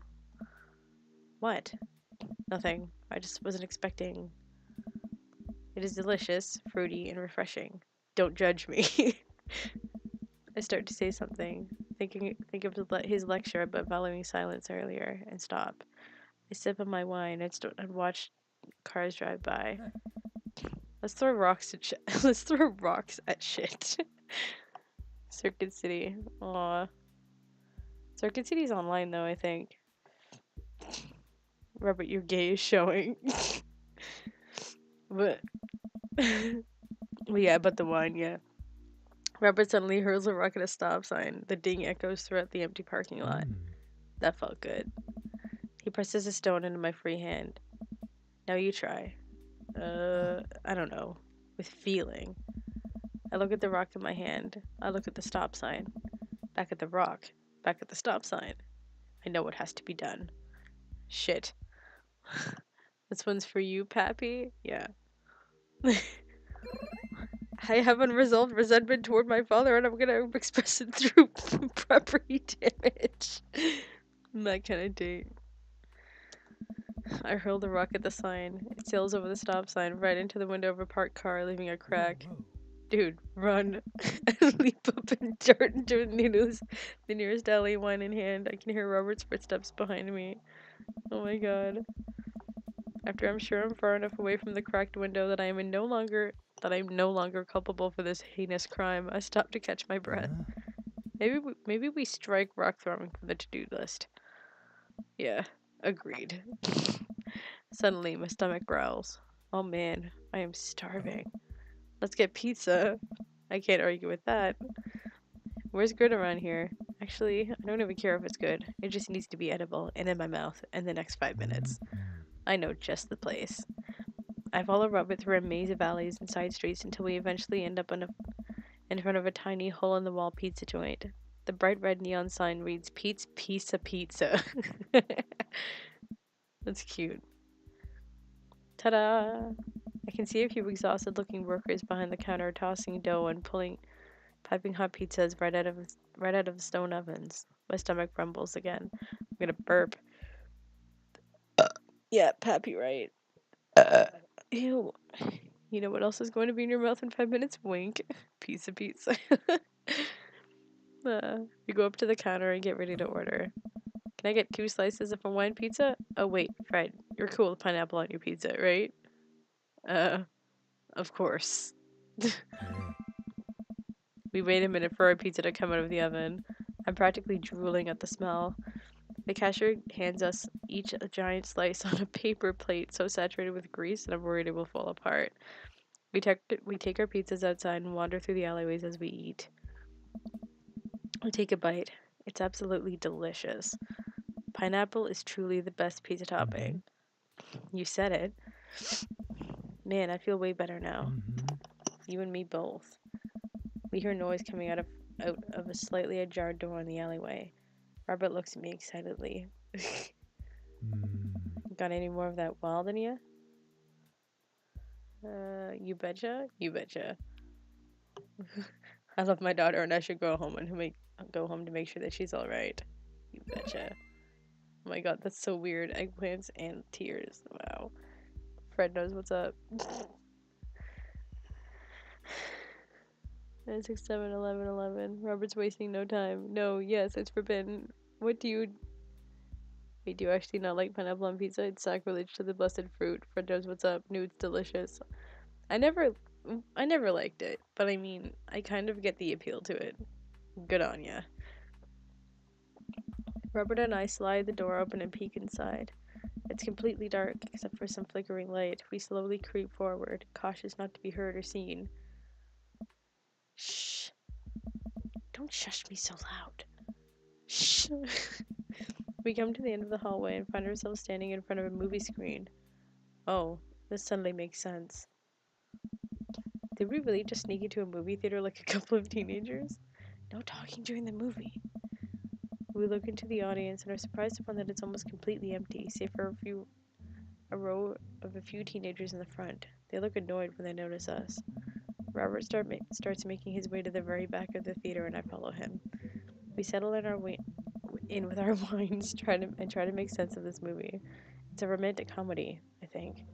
A young man is frantically trying to get through New York to find the woman that he's finally realized he's in love with. Wow. Kiss already. There's nobody to kiss yet. You want him to kiss the taxi driver? ... Hell yeah. The kids down the way notice us heckling. One of them speaks up. Hey man, keep it down. Oh wow. Oh damn. Oh damn. That's Ernest Hemingway, Hugo's kid. I still can't get over Ernest Hemingway. Ernest, hey Ernest, I know it's you. It's me, your neighbor. Hi. Ernest turns back around, embarrassed. I turn back to Robert. He kiss anyone yet? Turns out that yes, he did kiss someone. He made his way out to a tiny island near New York. I know Karen. Ernest is the best. It turns out that yes, he did kiss someone. To profess his love for a woman who, for some reason, knew he would be there. She tells him that they hit the jackpot. He said that they had, but I think there was some subtext I'm missing here. Boo, love is dead. Shut up, it's beautiful. No, you shut up. Ernest grumbles. The credits start to roll. I stand up. Robert immediately pulls me back down. Hundreds of people worked hard to make this film happen, and you're going to sit there and appreciate them. Okay. Look at that. Elizabeth Sheldon. She worked really hard. And I bet she did lots of good wardrobe design. Thank you, Elizabeth Sheldon, for this beautiful film-going experience. And Peter Anders, catering.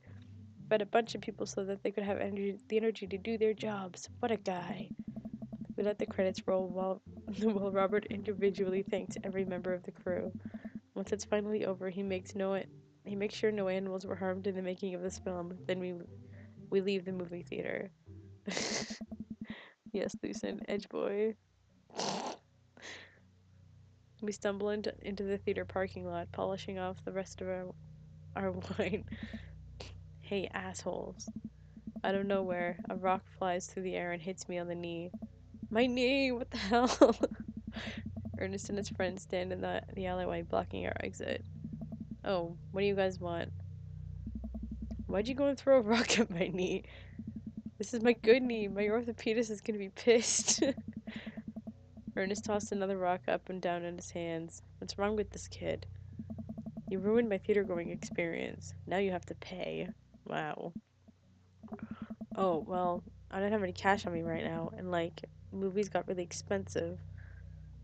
Ernest tossed another rock at my knee. I'm able to jump out of the way, but I didn't properly stretch before physical activity, and I'm probably gonna feel super sore in the morning. We ruined it for you? That movie was pretty crappy in the first place. Hey, you take that back. That was a beautiful love story with really genuine acting. You call that good acting? What classicist mainstream slop have you been served your entire life? What?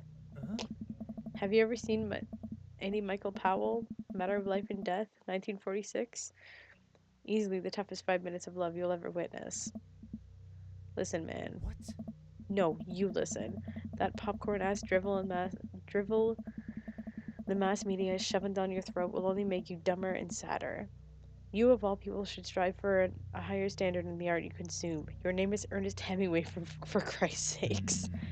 Oh no, now you've done it, Ernest's friend. Wow. Ernest rushes Robert, screaming like a banshee. Ah! I dive between Ernest and Robert, trying to stop the kid. He lunges forward, kicking me as hard as he can in the knee. The fucking knee. Fuck my knee.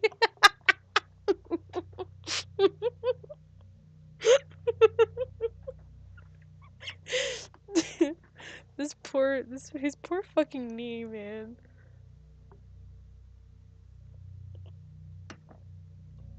I felt like that was a Pokemon reference from Ego Raptor. Excuse me? Robert gets in between Ernest and myself. It's as if he's seeing red. Fuck, my fucking knee hurts. How dare you? Oh my god. Alright, buddy. Talk like punk, get hit like a punk. Robert squares up into a boxer stance. Queensbury rules. 3-minute rounds with 1-minute rests in between. No low blows, fish hooks, J grabs, or high blows. What?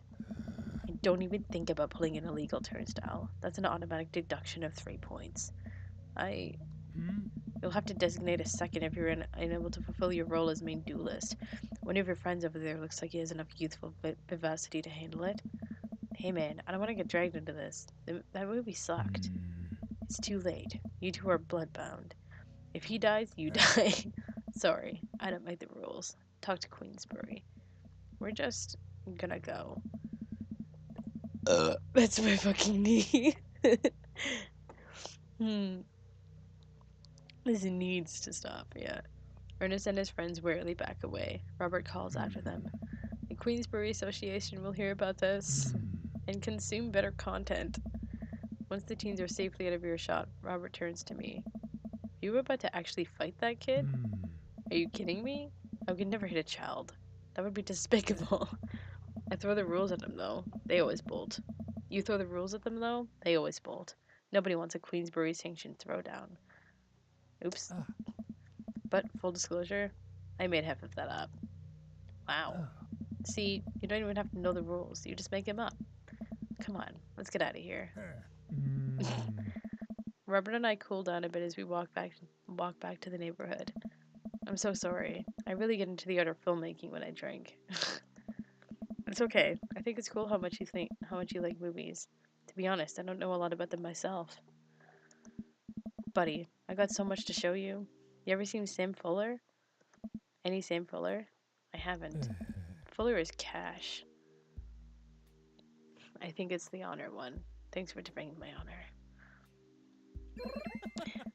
Wow, holy fuck. These are all perfect. It's my fucking knee ripped. It's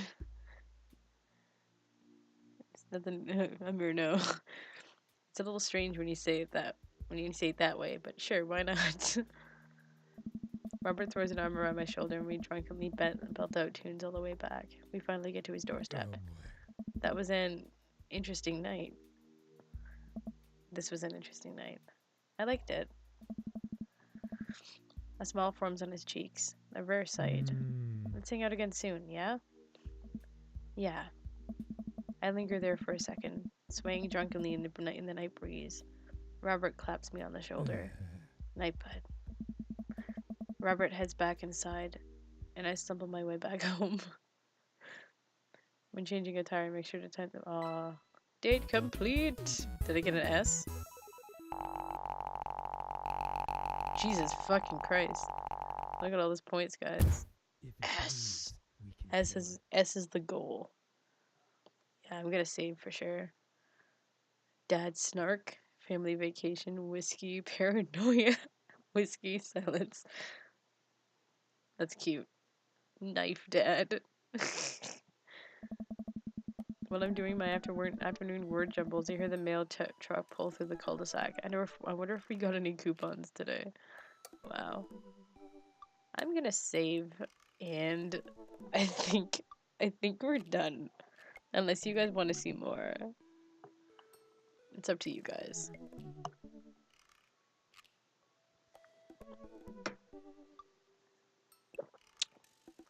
Ass. My phone's kind of dying. Not enough battery to connect with friends. Bleh. You need sleep. Alright. So, we'll play this again some other time. What's the next date?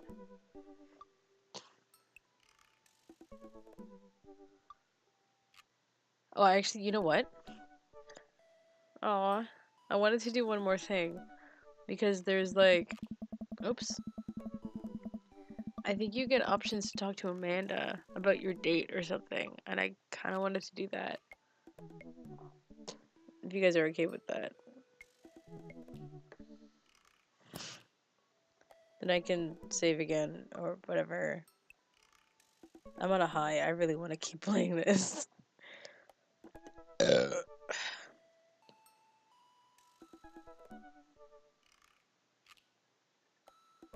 Yee?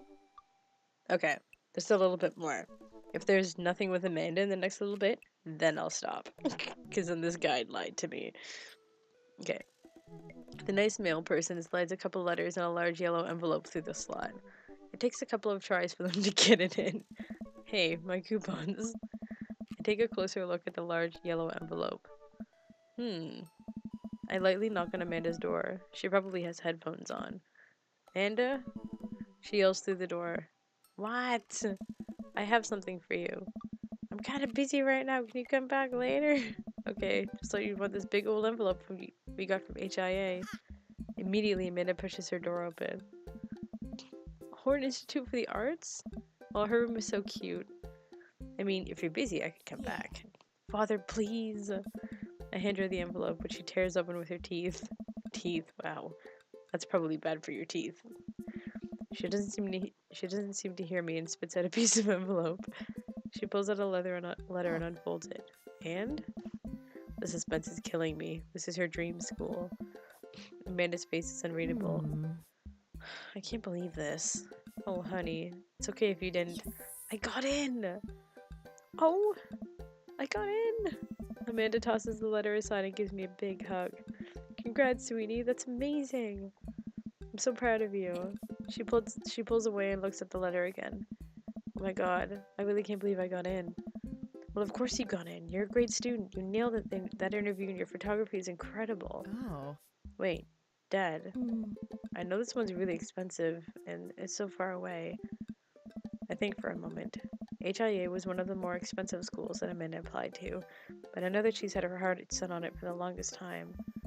It'll be tough, but we're gonna make it work. Really? Of course. Amanda hugs me again. Thanks, Dad. Okay, sweetie. We're celebrating tonight. Dinner, your choice, wherever you want. Wherever? Amanda and I walk along the bayside, tearing into our foil-wrapped burritos from a nearby food truck. You could have chosen anywhere in Maple Bay. Cost was not a determining factor. Please, Dad. You know I'm a simple gal. Just give me a burrito with a view. I can't say I'm mad. Amanda and I sit on a patch of grass and watch ships sail lazily through the bay. Yeah. And the dorms are right near a bunch of cafes, and there are all these galleries nearby, and there's a discount if you bring your student ID, and... Amanda, slow down. You're gonna choke on your burrito. I know, I'm just excited. Didn't I mention that students get their own studio space when they're seniors? Once they're seniors, and they all get professional photo editing software for free?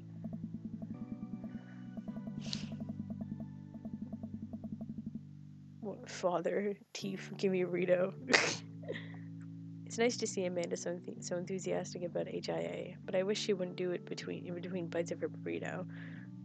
I thought I taught her better to chew with her mouth closed. I wonder who my roommate's gonna be. You take a survey online and they match you with someone with a similar major and interests. I bet we're gonna be best friends. Craig and I were. A good roommate can be a lifelong friend.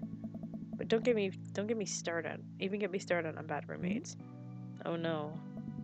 I'm just kidding. We didn't have a bad roommate. Our only other roommate was a puppy that Craig brought home one night. We spent a semester fabricating a story about our foreign exchange student who had a really bad cough that sounded exactly like a dog's bark. Carl ruled. Yes. Oh, would they let you have animals in the dorms if you let a note saying you need one? But I could forge one. I think I'd get a rabbit. Or maybe a snake? Maybe both. Would the snake eat the rabbit though? Oh boy. I think I'll leave that up to you. She's so excited. I don't want to disappoint her. But I need to be real for a second. So, you know I had the talk with Mr. Vega. Oh shit, okay, so this is just gonna be something like that. He didn't tell you about the dumpster fire, did he? What? No. I don't want to put a damper on the good news, but you need to knock it out of the park these past few months of school, okay? If you really want to go to Horns, we need that scholarship money. I know you can do it. Okay. Is she crying? I promise I'll try harder. I pat her on the back. I think you can handle a 14-hour drive to come home for the holidays. There's gonna be some treacherous ice roads to cross. And don't even get me started on the paranormal occurrences. Well, it'll be worth it if I get to see you. Her eyes immediately well up with tears. Aww. Oh, Dad, don't cry. Oh, mine. I'm sorry. I'm just very, very proud of you. You're all grown up now, and you're such a good person, and I hope you know how important you are to me. Dad, stop. You're gonna make me cry, too. It's too late, honey. It's happening. Dad, I can't get tears in my burrito. It's gonna make it taste bad. I pull Amanda in for a hug and kiss her on the forehead. Love you, kiddo. Love you too, Pops. Alright, so I guess... Welcome. Yeah, that You wasn't really got what bags. that wasn't what I expected. But, okay. Now I'm gonna save. And now we're done, officially. Hope you guys enjoyed. Hope y'all have fun. And... I'll probably do this again this week, just because I really want to play. So...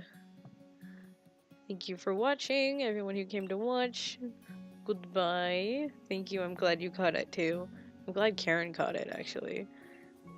But, goodbye guys, I love ya.